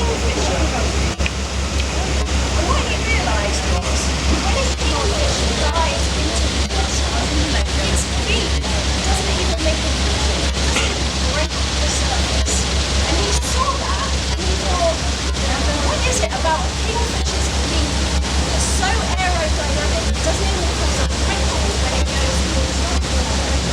And he took that insight back, and they modelled the nose cone of the bullet trail for a kingfisher's beak. And when they did that, not only eliminated the tunnel wounds, the train went 10% faster than them. And it also used 15% less electricity. That kind of combination of thinking is a human response to problem solution. And you can direct the large language model from that. You have to see the and if you want to be an innovator, if you want to be an entrepreneur, you need to see the real life problem that you're solving and use it to solve it. That's why these techniques doesn't mean that it's useful. It's all about context. And that's how is solving the context. I wanted to show you there's a guy named Enugu who explained types of ways that you think. So expert is very deep. So when you become an expert in something, you start by reading a book. Like, I don't know, playing the piano. You start by doing scales, not being very good at something, and then you practice and you practice and you practice. And what happens is, let's just do it. You don't even think about balancing. You just do it. You create a very deep river of experience. And that is what makes you an expert. To be creative, this guy Enugu, writing in the 1960s, says you have to get out of your river of experience. So when you are an expert in something, like the Japanese engineer team, they looked at it and looked at it as an engineering problem because they're engineers and they're deep in that river of experience. But what it took was for one of those engineers to get out of his river of experience and see something different. That's why you have to expose yourself to as much stimulus, as much information, as many people, as many ideas as you possibly can if you want to be creative. Because these two are mutually exclusive. And one of the things that computers can do is be very, very expert. So you can ask a large language model about medical technology, very specific, domain-specific questions.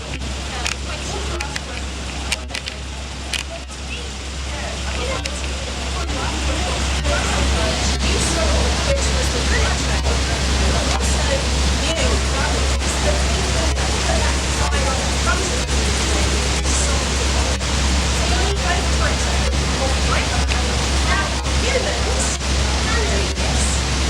I remember being taught this when I was in that, you might want to branch a little into statistics because just in case something happens with your data, can you predict what that will be? For example, if I put a form in this hall for a participation, and can I actually predict what the age will be? Do you get? Now, that is statistics. That is not just data analytics, but statistics is part of it. Do you get? A beginner, a junior, might just omit and say unknown or dash or none.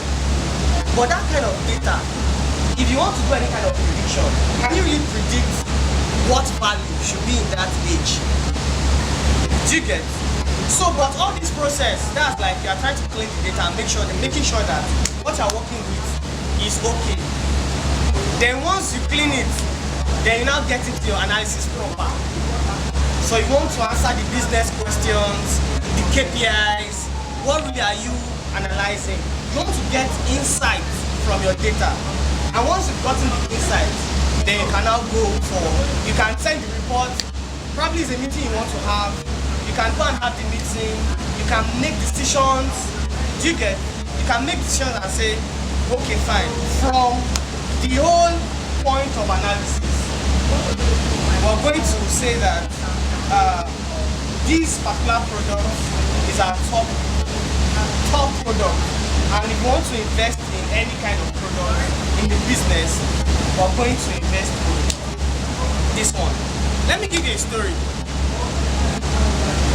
2021, 2022, I was working with, so I'll just say X because of probably NDA and all that. So I was working at an organization. It's a financial organization. In fact, it's a top bank in the country, right, in Nigeria. It's an international bank.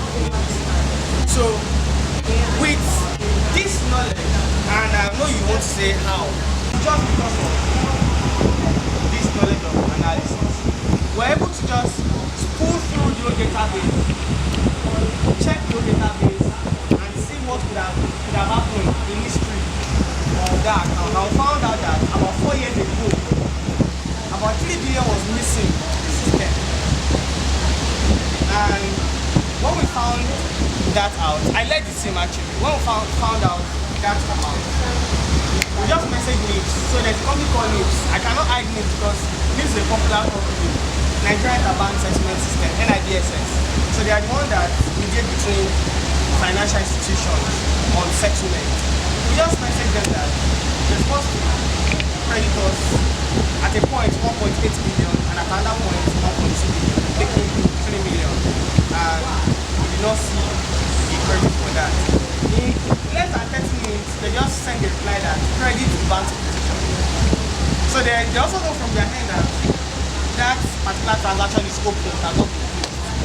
But it was through analytics.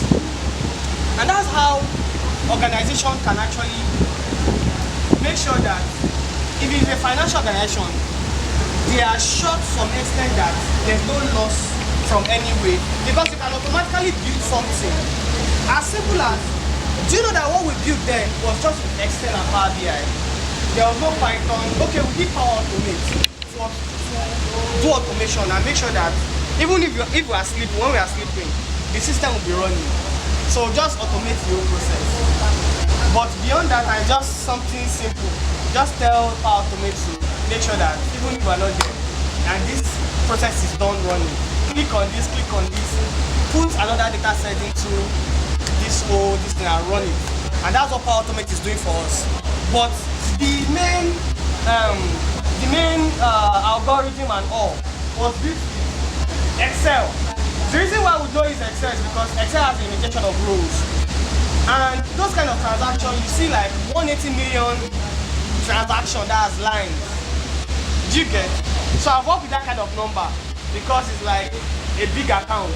So you see 180 million transactions for just 6 months. Excel maximum record or maximum rows that Excel can take is 1,048,000. And you want to do 180 million. You now be putting it 180 times. No, you don't want to do that. The advantage of Power BI is that Power BI will now give you, even if you like, or no one can hack your system unless there is a weakness in your system. A typical weakness is to say you use your date, your birth year as your phone pin. If you are born in 1993, you decide to use 1993 as your pin. Trust me, if I wanted to reach you, if I wanted to see something on your phone, these are some of the first things that will come to mind. Okay? Because previously we know that it will contain just 4 numbers. And if it contains 4 numbers, what is the closest phone number to you that we can find? That will be your birth year. And that is what we are going to target. To first see if we can use that code to get into your system. The reason why that is a weakness is it is common information. It's just your birth year. But if you use something that is random, other than your birth year, that is more difficult for someone to try to use to hack the system. Are you getting it? So when we talk about weaknesses, that is what we are talking about. And businesses, okay, face a lot more weaknesses. Why? They are using computers, they are using phones, they are using servers, they have a website, they have all these things on the cyber that are working for them. Now, what businesses do is that every single day they need to use a tool to scan all these systems to find out whether there are any vulnerabilities on these systems. And when they find there are any vulnerabilities on this system, what they do is to mitigate. That's the word we use, mitigate it. By mitigation, what we are trying to say is they try to reduce the risk. A typical example, it uses the pin 0000 like multiple times, trying to hack it. On the 10th try, it actually gives them access. Just a scenario, don't be scared. Don't be scared. So this is what Android has found out. That when they made Android initially, it wasn't like that.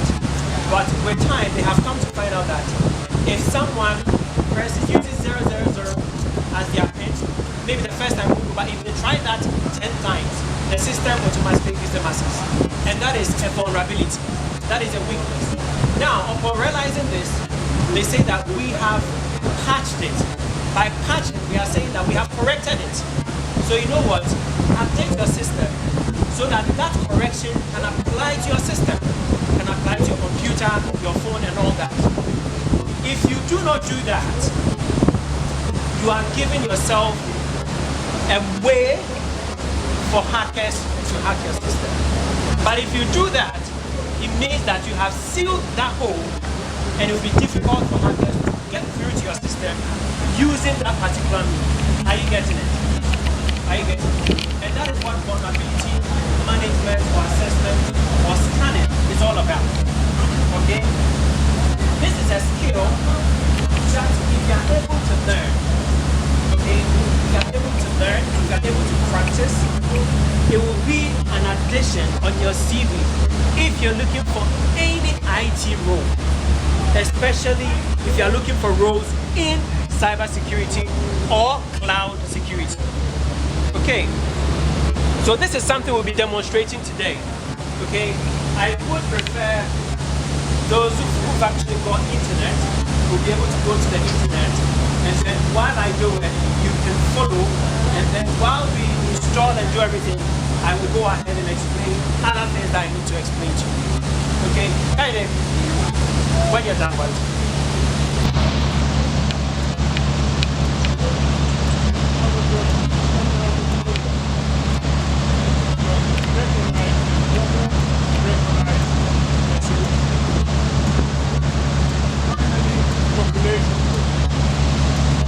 How many people we are in this room? How many are there? Yeah, 8 billion.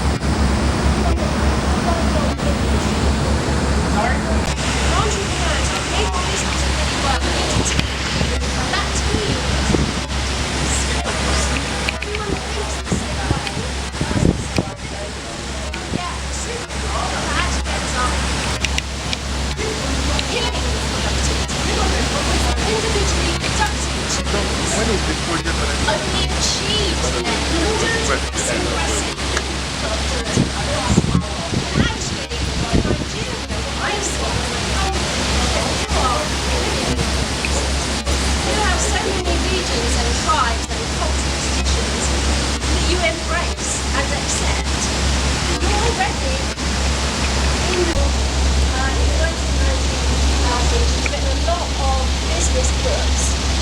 And her TED Talks, I think she's done TED Talks, and she's one of the highest ranking TED talkers. And I saw this TED Talk, you'll be able to find it on YouTube. But what she said, human creativity probably the volumes between us. When she sets up a business, she spends a lot of time talking to her colleagues. How are you? How are you doing? Building the conditions of psychological safety that enable the business to be successful. If you just do what an AI does, just linear thinking, you won't be able to make your company successful. Would you agree with that? It's a people first thing. Investors don't invest in your idea, they invest in you. The first thing an investor will do when you can look at you and think, this is person credible. Do I believe that they've got what it takes to run a business? And then they'll ask, what's your idea? So you have to remember that we are humans living in a high-tech society. But we mustn't become like machines. We have to use our human creativity to build the bonds that will help us to be successful. Now, at this point, I'm just going to suggest that we do a quick exercise. I haven't got any internet, and I don't think we can. But what I'm just going to suggest is that we do some real-life problem solving. When we solve an Nigerian problem, and we get like ChatGPT up, and we get the chatbot to generate lots of ideas, it's good at generating, but then we would select what the actual solution would be. So I wanted to demonstrate that in reality to you, but unfortunately I just can't. I haven't got the right technology. So we'll skip that. But one brainstorming technique you might want to think about, when you come up with a new idea, think about limitations to this idea. What do I need to make this idea work? Do I need money? Do I need people? Do I need access to the internet? What's the limitations that I need to overcome? And then when you start thinking about, okay, so this is what's good about it, these are the limitations, this is what I need to overcome, you're then starting to generate solutions. So that's how we brainstorm at the business school that I work at in London. Advantages, limitations, overcome. Use that as your kind of guide to generating, editing, and problem solving. It's a shorthand way of doing it. Now, because we are talking about the internet, I just wanted to give you a health warning, which I hope you will know. When you start uploading your ideas into a chatbot, you need to make sure that you're not just giving away your intellectual property. So think about security and privacy. When you use anything on the internet for free, it will be sucking all your data out of the bag. And when you use a chatbot for free, it will take your query, your ideas, and it takes it and it uses it to add to its training data. If you want to keep your ideas private, if you're working for a client and the client wants their ideas private, you have to use a pay-for model. So when you pay for a subscription, you are given the opportunity then on that desired language. So develop communication skills. Also learn the language to explain to other people how we saw the world and what we represent or how to represent the world. So our customers showed confidence. Once we started exchanging ideas, thinking and talking, we started trying to implement what we saw. So think about the early communities. Trying to talk what we saw, we sort of tell a story to say this is where we entered. These are actual visual representations of the people. So once we went through language, that's what is relevant to brainstorm. Some of those techniques became quite short and practical. So instead of drawing in Excel, you might want to draw on the meaning. So this was the early beginning of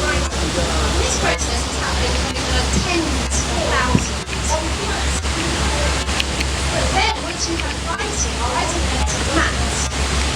Maths started when instead of drawing up and down, just put a tally mark to the wall and say, there's a lot of this area.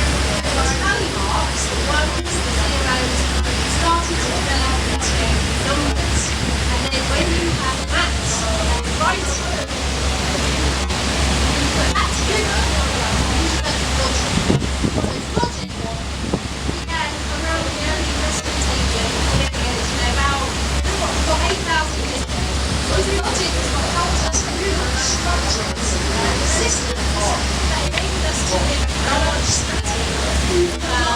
Villages, towns, the earliest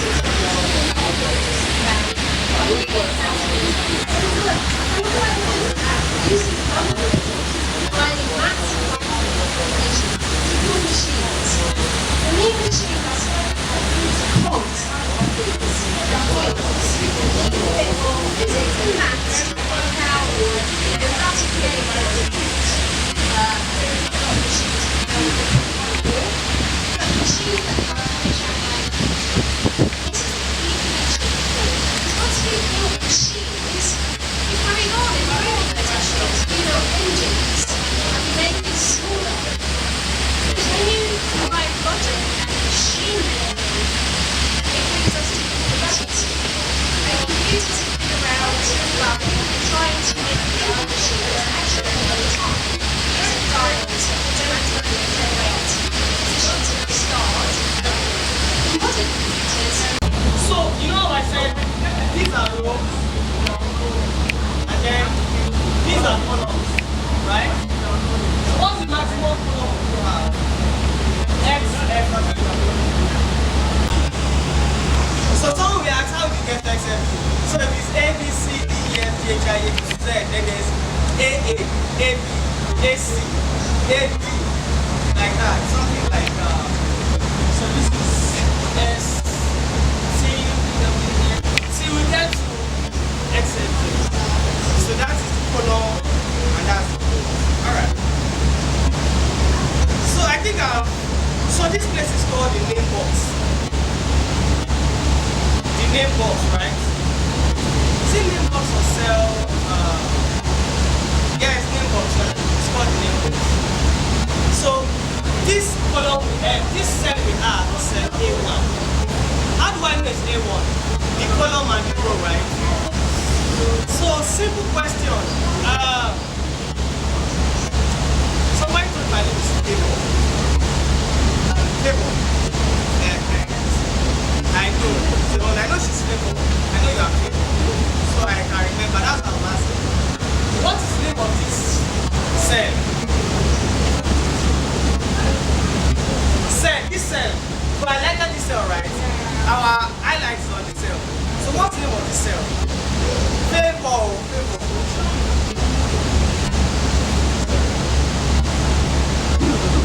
Okay.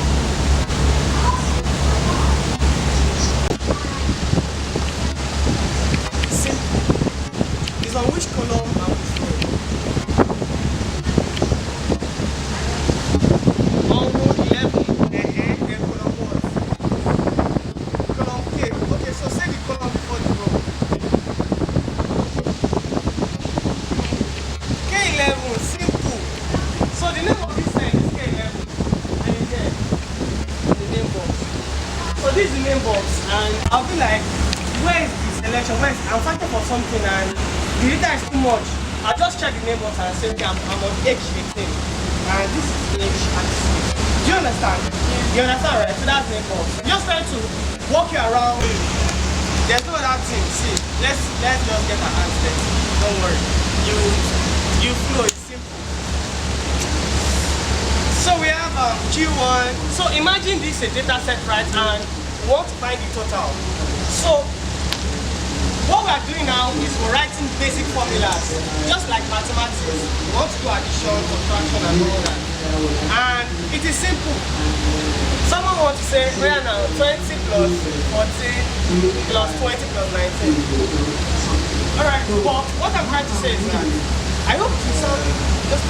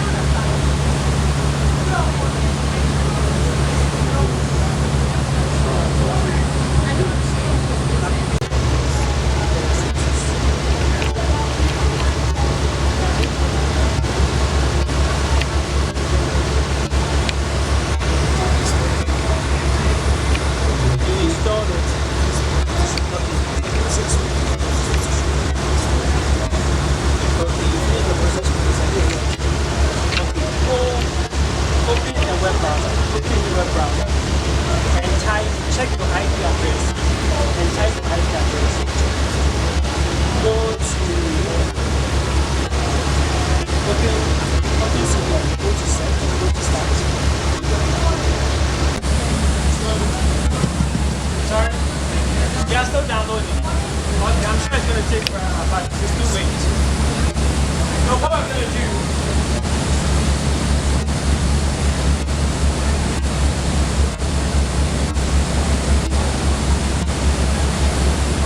but before that, let's do some introduction. Cybersecurity, why we want to protect systems, information, and all that. Before that, let's talk about why businesses are so keen to protect their systems. Okay, now, I want everywhere, I don't know how spread cybersecurity is in Nigeria, but out there, in Europe and the Americas, cybersecurity is a big issue. Our businesses are spending trillions of dollars every year just to protect themselves from cybersecurity. Okay? Over there, you see that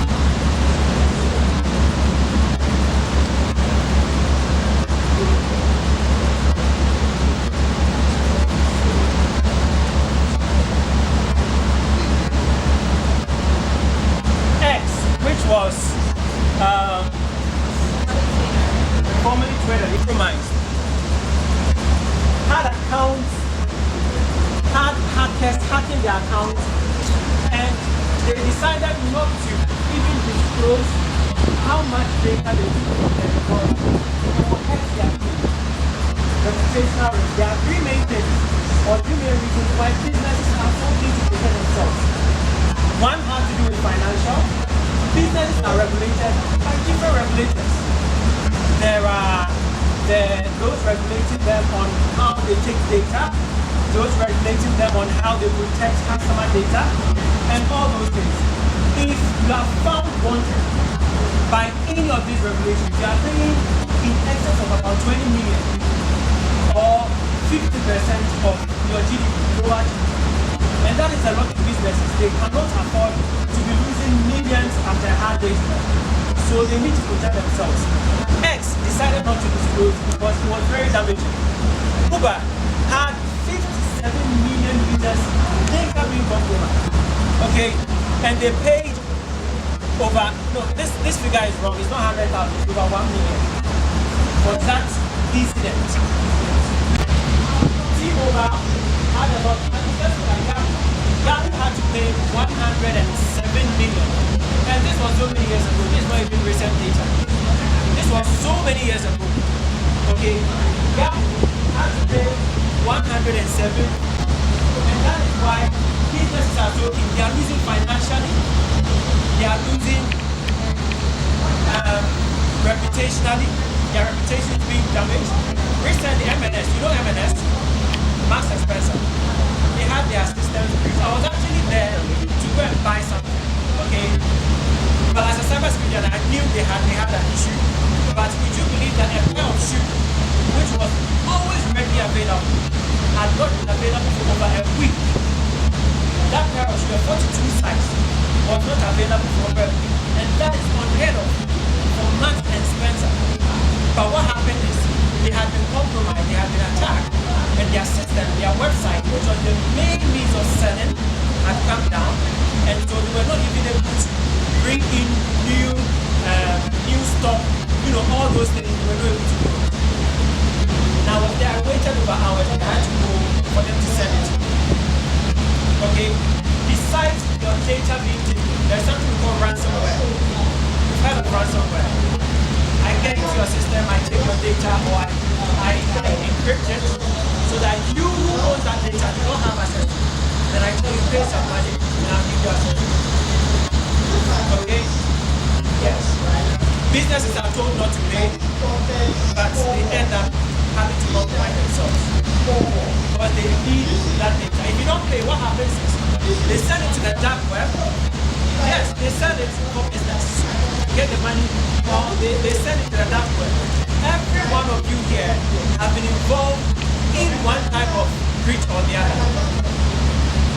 If you don't know, let me tell you. Let's go to the side. I believe you can do this even on your phone, okay? There's a site called Have I Been Conned? Who knows that website?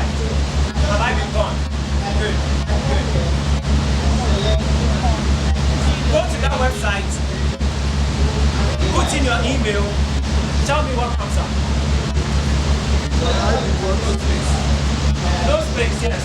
And remember, the font is BWN.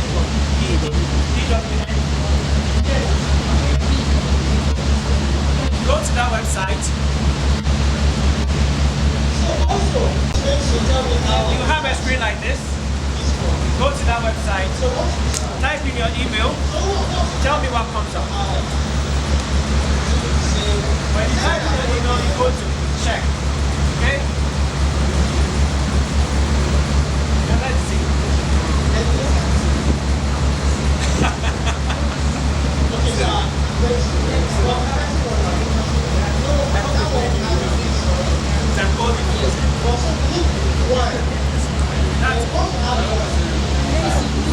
Oh, the network, yeah. Oh, zero. I opened a new email address. Oh, yes. Yours is zero. Oh, you guys are great. You don't do a lot of stuff, probably. So, let's see. Who else? Zero. Zero. Okay. That's good. That's good. Zero. Zero. Zero. Who else?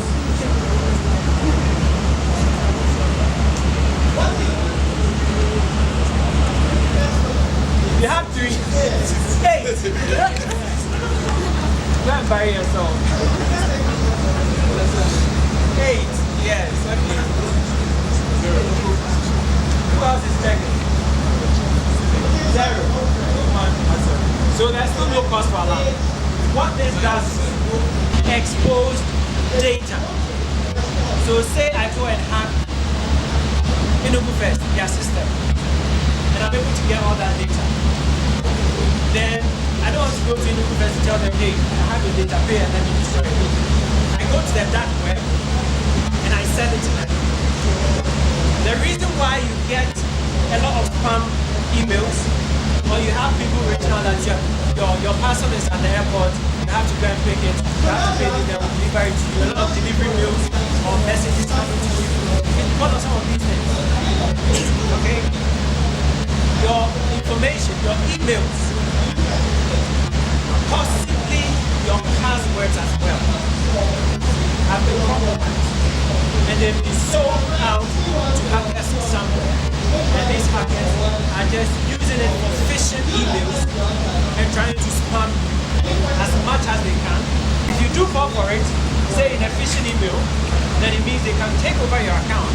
Whether it's WhatsApp, whether it's email, whatever it is, they can take over it and use it to perpetrate whatever they want to do.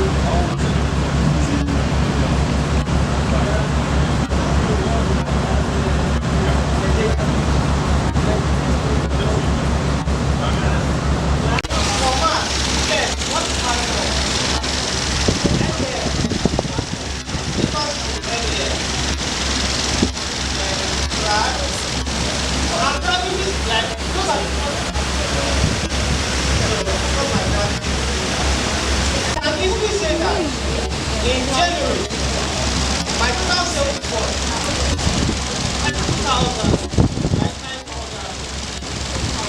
My average sales, 8,400. Like to the advanced. So there's count A. Count A means count all. Right? Count A. Count A means count all. There's count blank. And there's count. So let me give you an idea what each does. Like you know count all. Just by the word, you know what it does. Can someone guess what count all does? Can someone guess what count all does? So imagine I have Sarah, Claire, Mark, Ben, Adam, Harry, Susie, and all that. And if I say count all, count A means count all. What does count all do? It counts all, right? Yes. So if I say equals to count A, right? And I just say Sarah to Matilda, and I close my bracket, 17. And if you check, they're actually 17. So let's give a space for serial number, S/N. Yes. See, 17. So count A says 17. What will count say? Who wants to guess? What is count? What's the difference between count and count A?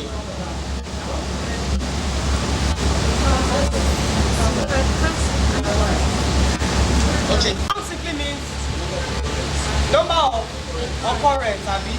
Okay, what about count A? Count all. Okay, count all. Is there any other idea? Any other idea? Okay, so count means if there's any number in our data, it will count it. If it's not number, it's not counted. Do you get it?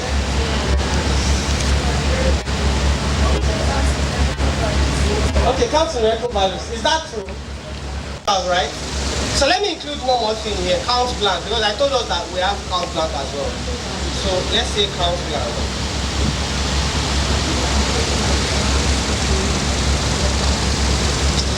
Alright. So blank, count. So we check. And then close. And then what we see? 0. You know why? There is no numerical. Let me give you an idea so that you know what it does. So for example, if I have Ayo, I have 55, I have Sam, I have Peter, I have 44, I have 33, I have Fable, Ebuka, yeah, Ebuka. I want to remember another name. You told me your name is Valentine. Yes, Valentine. And there's someone called Emmanuel. Okay, so let's have Valentine. Valentine. So what am I saying? If it's count, it will count the numerical values in that selection. If it is count A, it will count everything, numerical or non-numerical. So if I want to do count for all of these, I'm expected to have 3. Because there's only 3 places where we have numerical values here. But if I say count A, which is count 1, I'm supposed to have 1, 2, 3, 4, 5, 6, 7, 8, 9, 10. I'm supposed to have 10. So let's try to check it, right? So let's do it here. Count and count A. So equals to count, right? And I select all of these, yeah? I have 10. Do you understand? So there's one more count blank. I think we do count blank together. Let me mention it because it's part of count. So it's just like count the blank space. I don't know if you can count the blank space. So if I say count blank and I put from here to here, what am I expected to have? Zero, because there's no blank, right? So let's try it. So equals to count. So we even have count if s. Those ones are advanced formula, but I'll tell you what it means. So we have count blank. And then run through, enter, 0. Have that access at the right time. I mean, have the access basically. Okay. Integrity. Authorized people who need to change information are the only ones changing that information. Okay. These are the foundation of cybersecurity. So everything we're doing in cybersecurity, information. Okay.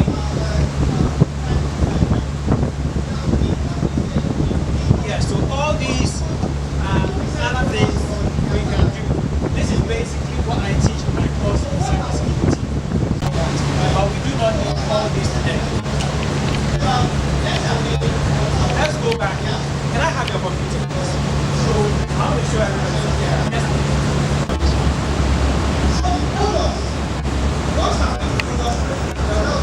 So, yes, kindly let me have your computer and let's start from there.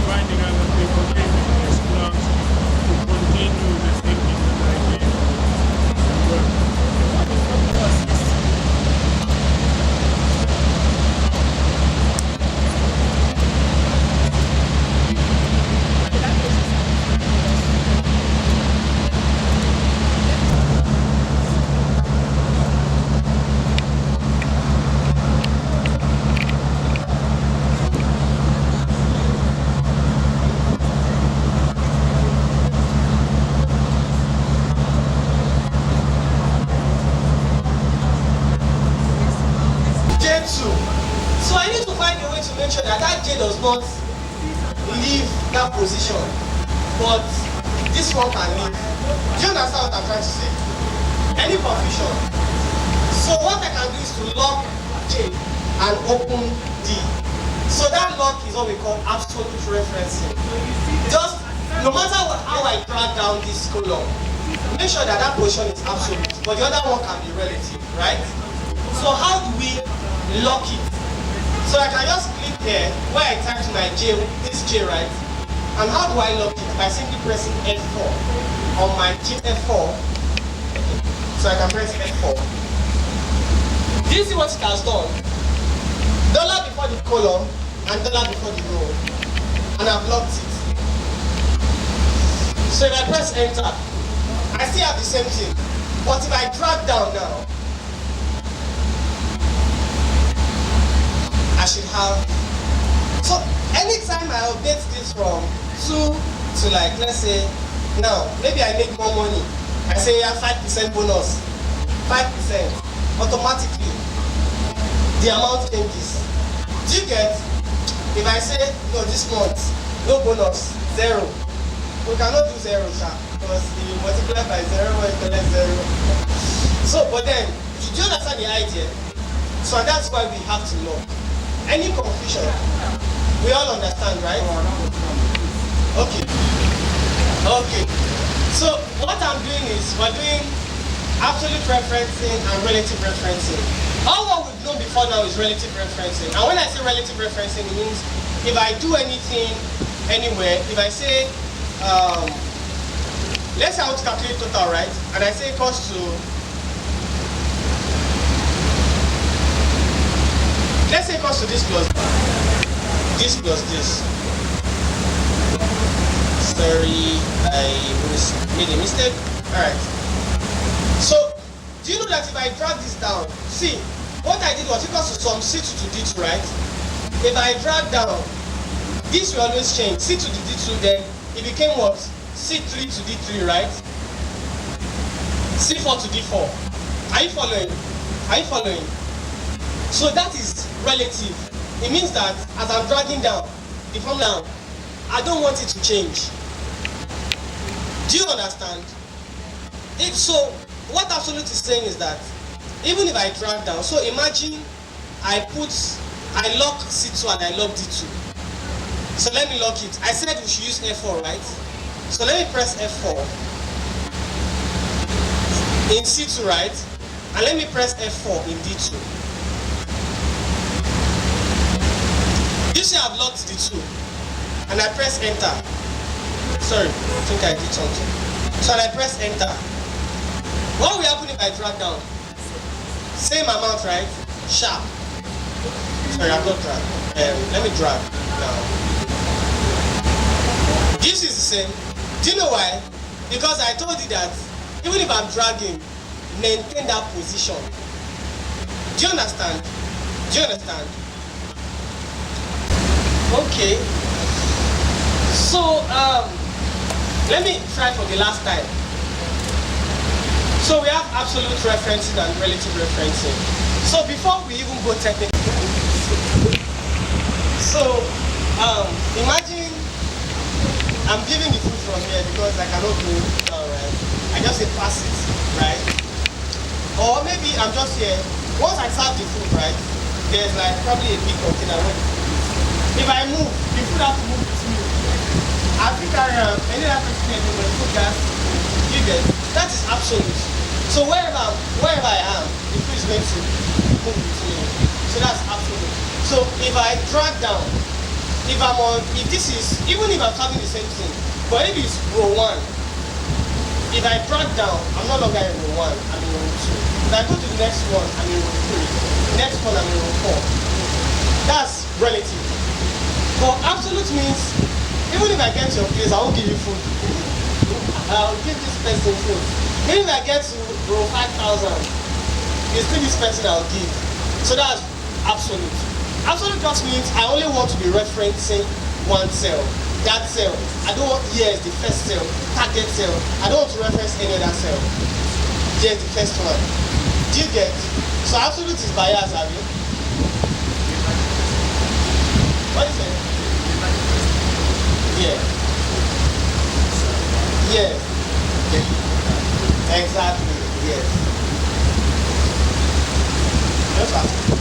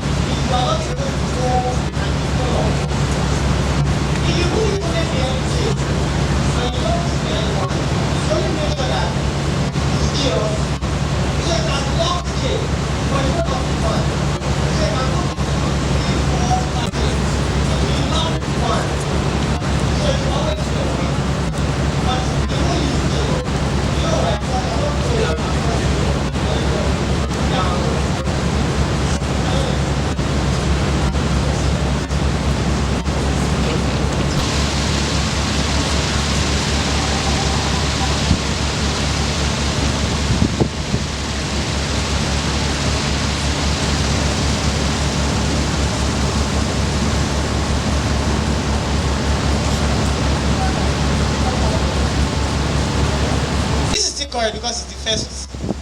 But if I still run down, it will still not work because I've not locked the number, I've only locked the column.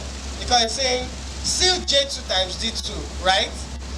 But if I lock the number, even if I don't lock J, right? But I lock 1 and I press enter, this is correct. And if I begin J1, and that's the reason for the lock, so that it will maintain that position.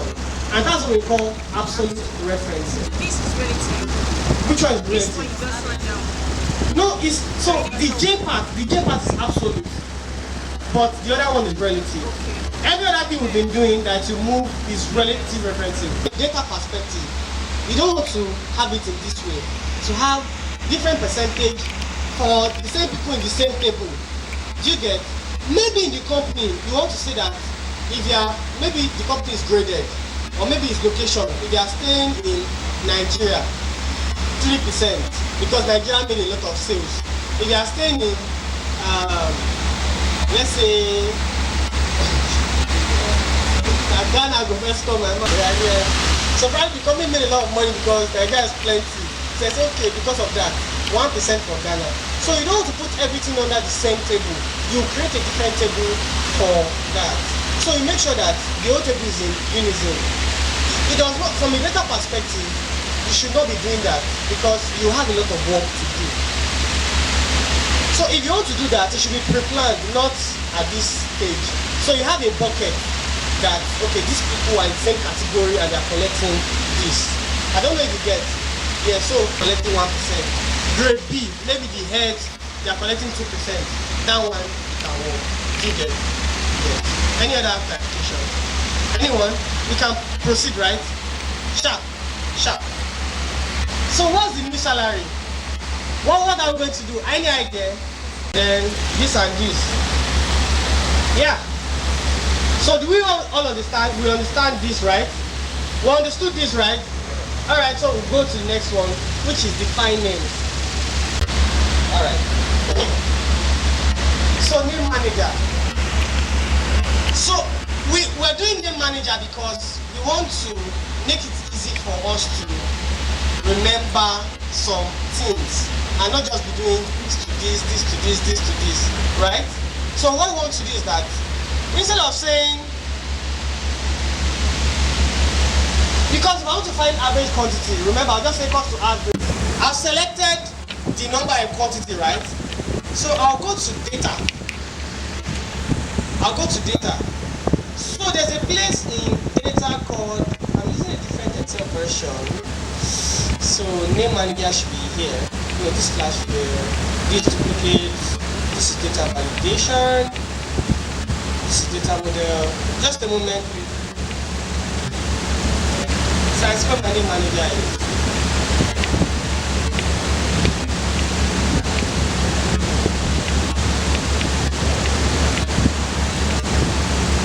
Okay, so it's under formulas, right? So I can just say name manager, define name. It automatically has me pick quantity because it's seen that on top of it it's called quantity. But I can change it to anything I want and call it quantity. So define name and call it quantity. If I say okay, so anytime I want to do something to these people, I don't need to say Have you sent it to? Yeah, I've sent it. Send the receipts. That is the receipt. Just for this one. Just check the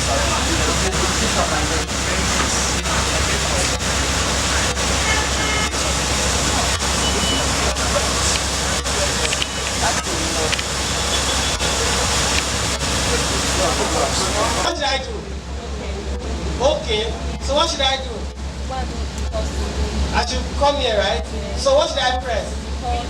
Equals to name, yes, bracket, sales. Close my bracket and press enter. Wow. You've taught me how to calculate minimum sales. So now I can do maximum, right? So equals to what? Max. And then I press sales, right? Do you see I'm tempted to go there, right? So I can just press sales and everything completes for me. because my bracket and press enter, I have to maximum. And if you look at it, it's okay for today, and I don't know, I'm looking at the time, right? Because we started quite late, so I'm targeting 1 o'clock to have a break. Then we'll do another session. It's more like a repeat because continuation is going to be tomorrow. So, but I want to make sure that we do data cleaning.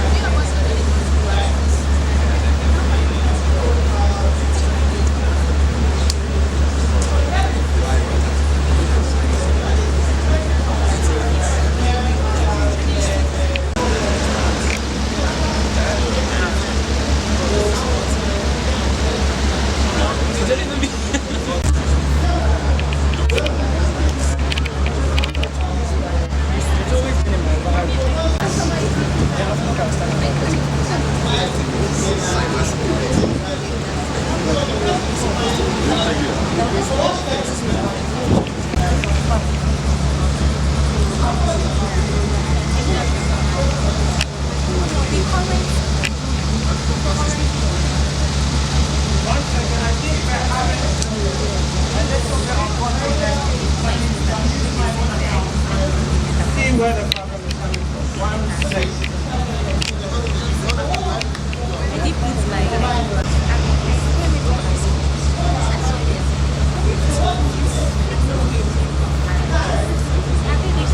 Who can share a hotspot for me? Who has a fast internet that can share?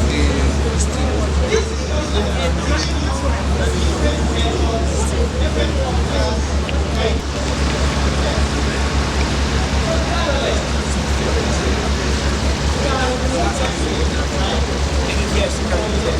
Yes, so I was trying to see this is how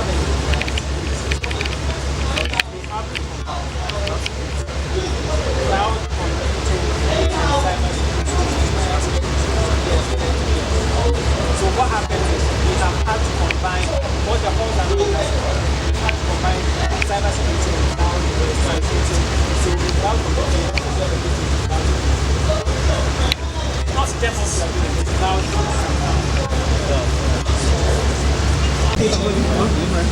With this, you're able to log in into the get an email like this. Have you been able to get it?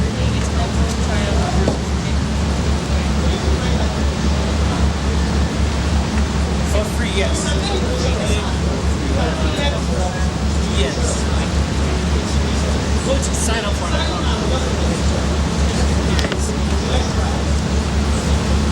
12, yeah. Go to the right.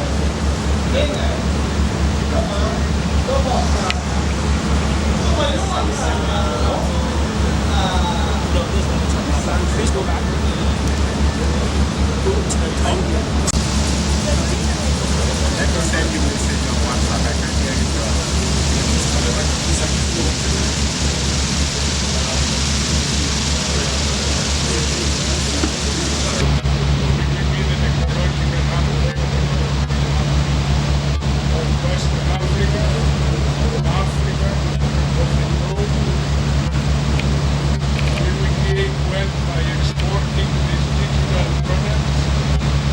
Do we know the global market?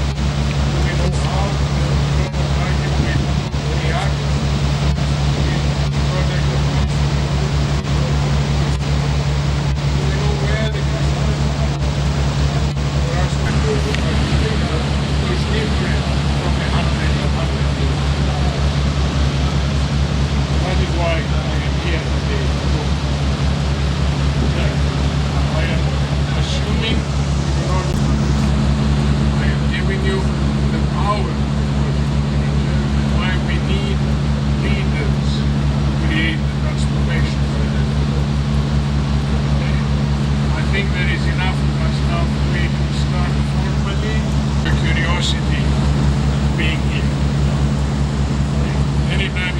ask a question. Ask.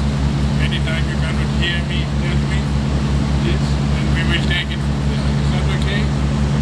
Good.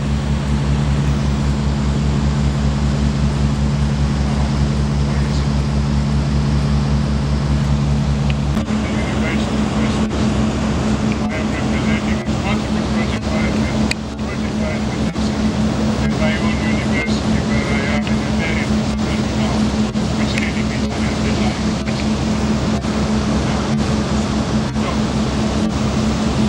My name is Nicholas Ambrose, this is my email. If you email me, the chances I will go to junk or connect with me information, follow me in LinkedIn. Much easier. I am not in Instagram and Facebook, but I'm not serious. So you want the one from what's easy. So,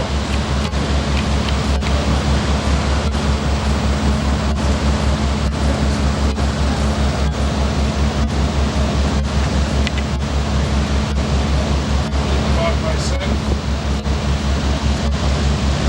You're still young, wants to life is to change your direction many, many times.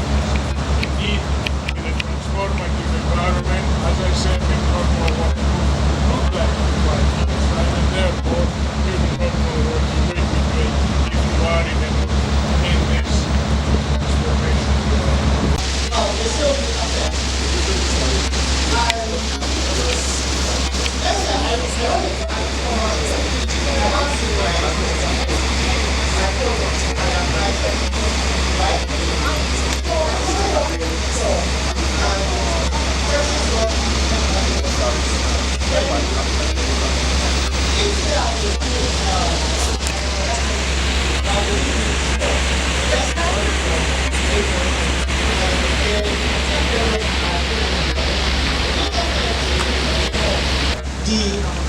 The match, yes, the corresponding value on the same record. But let's try to check, right? So let me give you another example that's relatable. In school, let's say you have almost 200 students inside the database, like the result sheet. So we have maths, English, chemistry, physics, biology, and all that. And then we have AY, AK, Onye, Chisom, like several names.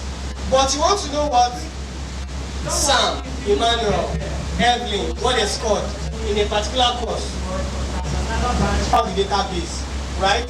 So will you now be checking one by one and say, Sam, you now check and see what did this score in chemistry? No, you don't do that. You just run your VLOOKUP and automatically to give you what the matching, and that's what VLOOKUP does. And actually, VLOOKUP is really, really, really important. It helps you in a lot of ways.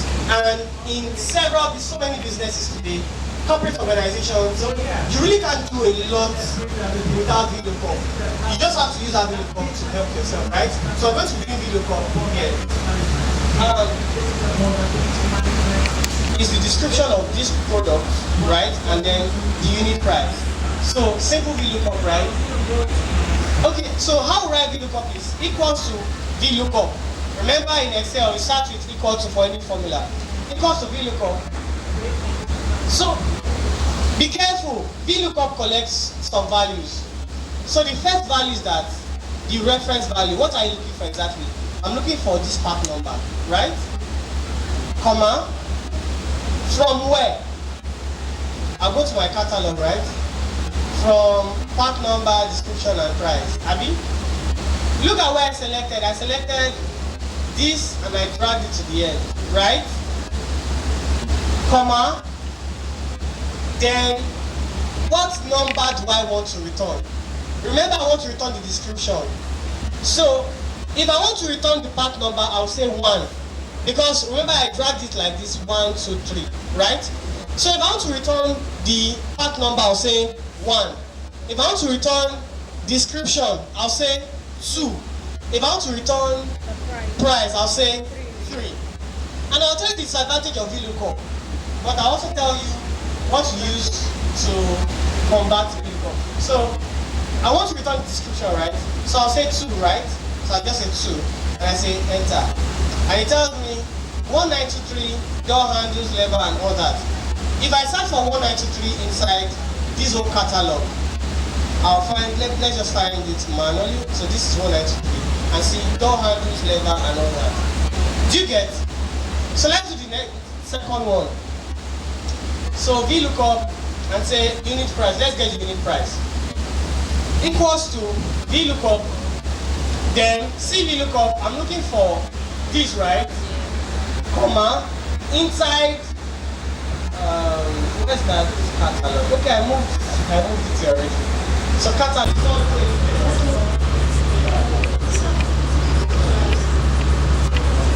Okay, so let's go through the steps. Once you have this, what's going to happen is, once it's done, we're going to add the IP address of this computer to the system. It's going to scan the whole computer to identify any vulnerabilities on that system. Vulnerabilities could include updates that have not been done, okay, old systems being used, applications that are legacy or are not being used anymore. It could be ports on the computer that are open, okay, all those things are vulnerabilities, and this will help identify it. Once it identifies it, this is what it's going to do. Once it identifies it, it will categorize them into. Now, this is how the process works, and trust me, this is how businesses work. If you're able to understand how this whole process works, you'll be able to tell any business that you can actually do vulnerability scanning for them. Okay? First, you have to identify the vulnerability, and we do that by using a tool. We will scan and will tell us the vulnerabilities that are available on the system. Now, we need to evaluate it. There's something we call CVSS. Okay? Now, this is the CVSS. It tells us the rating of the vulnerability. So if a vulnerability is in red, it's probably green. What that means is it can cause a high risk to the business, and businesses need to consider this first. Okay? Businesses need to consider the critical vulnerabilities first. Then it goes, okay, some may be just recommendation. It's not a risk, but they are just telling you this is it, you can do it or not. But that's information.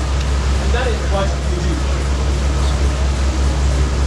Afterwards, you go ahead to remediation. What you do is, depending on where you find yourself, okay, you might be the vulnerability scanner, you might just be scanning, or you might be the cybersecurity analyst who is doing the whole process. If you are doing the whole process, what you need to do is, for example, if you are doing matching on the operating system, there is a system or there's a tool for business where you go and if you want to validate this knowledge, right?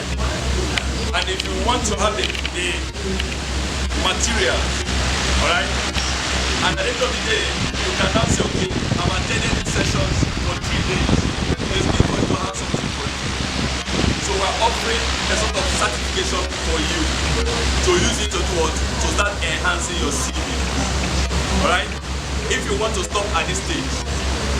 So what we're doing is that if you want to get the CV enhanced, we're going to give you a certificate of after completion for 3 days, which you're going to use as a way of what? Starting up your blog. Which means if we want to, even if you are unique, IMT or SU, you have a certificate, you can say, okay, a group of people came from the UK and they did this, and this is what I have. That's going to be like an inspiration for you to do what? To start going for the further courses. So if you want to be a data analyst, for instance, it's a journey you have just started now. So what I do is to open your mind and your brain and give you a good insight so that you know how to start the journey. Now, if you don't want to start the journey or you're thinking about it, you also want to have a certificate, you can validate this knowledge. So we are giving you a certificate that is verifiable at the cost of 25,000 naira. You have the certificate, you have the teaching material. You want to have it across all the 4 classes you will be with. That's number 1. The number two, if you feel that this is okay for you, you want to go this journey, then we can also enroll you on our course. What it means is that because you attend this course, you're going to have what we call £500 scholarship. So our course is run for 6 months. So 6 months, 3 months practical, 3 months live project. We'll help you build your CV. We'll help you build your portfolio. You can have a lot of skills, but if that skill is not visible out there, using LinkedIn platform and all that, nobody's seeing it. So we'll mentor you in that journey for 6 months. But the beauty of it is because you are here, that £700 worth of program, which is for 6 months, you only pay £200 out of it. So you have £500 scholarship. That is after you feel that this is a journey you want to do what? Embark on. Alright? So that's it. So it's not enough for you to just learn this and it goes away. That's the point. So we want you to do what? See that as something that can transform your life towards this very tech ecosystem. So 2 things. You get a scholarship attending this and you have only to pay £200 for 6 months. And you have 3 instrumental plans. I can guarantee you, if you embark on this in 6 months' time, even when you have interview, we can guide you towards that interview. So it's easy for you to sit here and start working with companies in the UK and US. Just for that journey. Alright? So these are opportunities. So it's not enough for you to just teach you, and so I say I have to let you know what you are doing. So think about it in the course of these 3 days. It's something you need to do. Then you can now enroll our course and we start the journey from there. Okay? Certification is there and the scholarship is still there. So as you are learning, open your mind and see if something you can do. Alright? So that's part of the package. Apart from the free training, we can also help you achieve this. Alright? Now what's the £200 in Naira? £200. You don't do, okay. It's 360,000.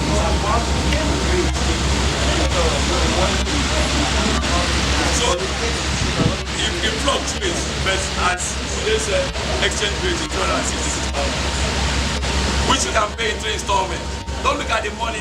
Where I can assure you, if you want to, because sometimes it's difficult to look at money. That 360 is not to compare with what will become in a very short time. Every other countries are doing great technology. Go to Kenya, go to Ghana, go to everywhere. So if you are exposed in this area, you can become a millionaire even before you finish. You can have opportunity to do 3 remote jobs. Don't have a workstation in your room, in your neck, anywhere, and you'll be fine. So it's a very big opportunity, and that's why we have to come all the way from UK to help you understand it. Alright? Indians are doing it. Why can't we do it in Nigeria? Alright? So these are the things. So think about it and see how we want you to this opportunity to change your life. Because that's the world is where the technology is now. So don't look at the money. We can help you get the money paid instrumentally while you are doing the embark on the journey. You want to be a cybersecurity expert in 6 months, you can come with Google Analytics. But if you don't want to do that and you want to, if you are observant to what this guy is giving you, it's enough for you to get a remote job. A lot of people are working with us now that pay 500,000 naira every month because they have digital skills. That's all. So some of them are to have 2 remote jobs they are working, across the globe. Some are in US, UK and everywhere. So even what we are doing now within 3 days is enough for you to start if you are serious. So it's just exposing you to, at the end of the day, you start the practical sessions, follow him up. If you want to stop with that will be okay. Think about it. It's not compulsory, but I'm just suggesting that it's something you can do. Okay. So any other questions? Very important announcement. Now, it's not enough that you attend these exercises we are doing now for 3 days. I want you to again have value for this training. And how do you get a value? You get value for it by having something that you can say, okay, I attended ETF 2026 and I've gotten a certificate for it. This certificate will be verifiable. This certificate, you can use it to enhance your CV. It's going to be a very way to start the journey towards this very tech ecosystem. So what we are saying is that if you want to have that certificate and also have the slides, if you like the slides, so at the end of the day, you will be doing what? going through it all over and over again. We'll give you a certificate that is verifiable at the cost of 25,000 naira. That's number one. So that certificate will validate this learning and gives value for it. So what it means that even if you are serious with this exercise we're going to do for 3 days, it's enough for you to now start that digital journey. So we don't want you to just say, oh, I've attended this, there's nothing to show for it. Okay? So we have a UK certificate that you can use to enhance your CV. That's number one. Then number two, if you are okay that you want to be a cyber analyst, in the course of 6 months, we will help you become that. How do you do that? We have subsidized in a way that is very easy for you. Our cost for 6 months is £700, but we are giving everybody £500 scholarship. What it means, you have only the fallout of what? £200 to pay for a period of what? 6 months. And the package of it is that we will help you build your CV, number one. We will help you build your portfolio, number two, and make you visible within the LinkedIn platform and all that. The number three is that we'll give you references. Okay? So you have a UK certificate, number one. Then if you want to, you are very satisfied that this is where you want to go. In 6 months, we can help you become that. So how is our program tailored? It's tailored towards 3 months theory, 3 months practice, live projects, including CV review. We even prepare you for interviews. So these are kind of things we will do. So if you are interested in doing that, then I'm asking you to do what? That's the best way you can go. So don't just relax and say this is free. How do you get value from it? That's the most important thing. Do you want certificates? Do you want these materials? Do you want, at the end of the day, when we leave here, we can say, okay, I've attended this program, this is what I've learned, and you can begin to use it to enhance your CV. We'll make it happen for you. Just 25,000 naira for administrative costs, and that particular certificate is verifiable. Okay? So if you have any question regarding what that, 2 things I've said now. After this, if you want to enroll in our course, it's going to cost you £700 for 6 months. But because you are attending this course, we're going to pay only £200. So if you want the conversion rate, it's very easy. It's 366,000 for 6 months, and you can pay by 3 installments. 200. If you convert £200, it gives you 366,000 naira, and you are going to pay in 3 installments. Alright? Okay? So because you attended this course, we're going to give you £500 scholarship. It's only the fallout, which is £300 you will deal with. Okay? But we assure you within 6 months, you might have become a cybersecurity expert, and we can also help you to do what? To attend interview and all that. Think about it. Some people that are working with us now, that are here that have this skill, they are earning 500,000 naira every month. So it's something you can do. Remote jobs are everywhere, but you can't apply remote job if you don't have the skill. Am I correct? So we in UK, we are looking for Nigeria that can do job for us, but you have to have certain skills, cyber security skills, digital skills and all that, and we have started the job here. That's the difference between us and what and India. And again, even if you want to travel abroad, what you have learned here now give you leverage. I've been lecturing for how many years now? Our people from Nigeria, they don't have technical skills, so they struggle and start doing some little jobs like care jobs and others when they come to masters because they don't have the skills. But Indians will hit the tech market immediately because they have a hands-on work experience. You see the disadvantage, and that's why we're coming here. So I'm telling you the truth because I've been a lecturer for years. I've taught Nigerians, Indians, and I know the difference. Okay, and I know we are very smart and smarter than them. All right. Any question again? Certificate of completion first. Right? Yeah.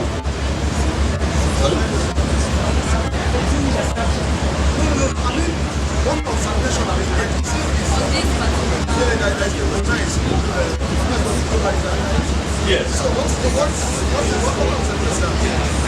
what we give you now, you know, it's free. What I'm doing is free. You cannot go get. If you want certification in terms of cyber security certification, you get that of post completion and for 6 months. You can't just sit here and get a certification within 3 days. But you give a certification that will make you start enjoying that, okay, I can validate this learning and done.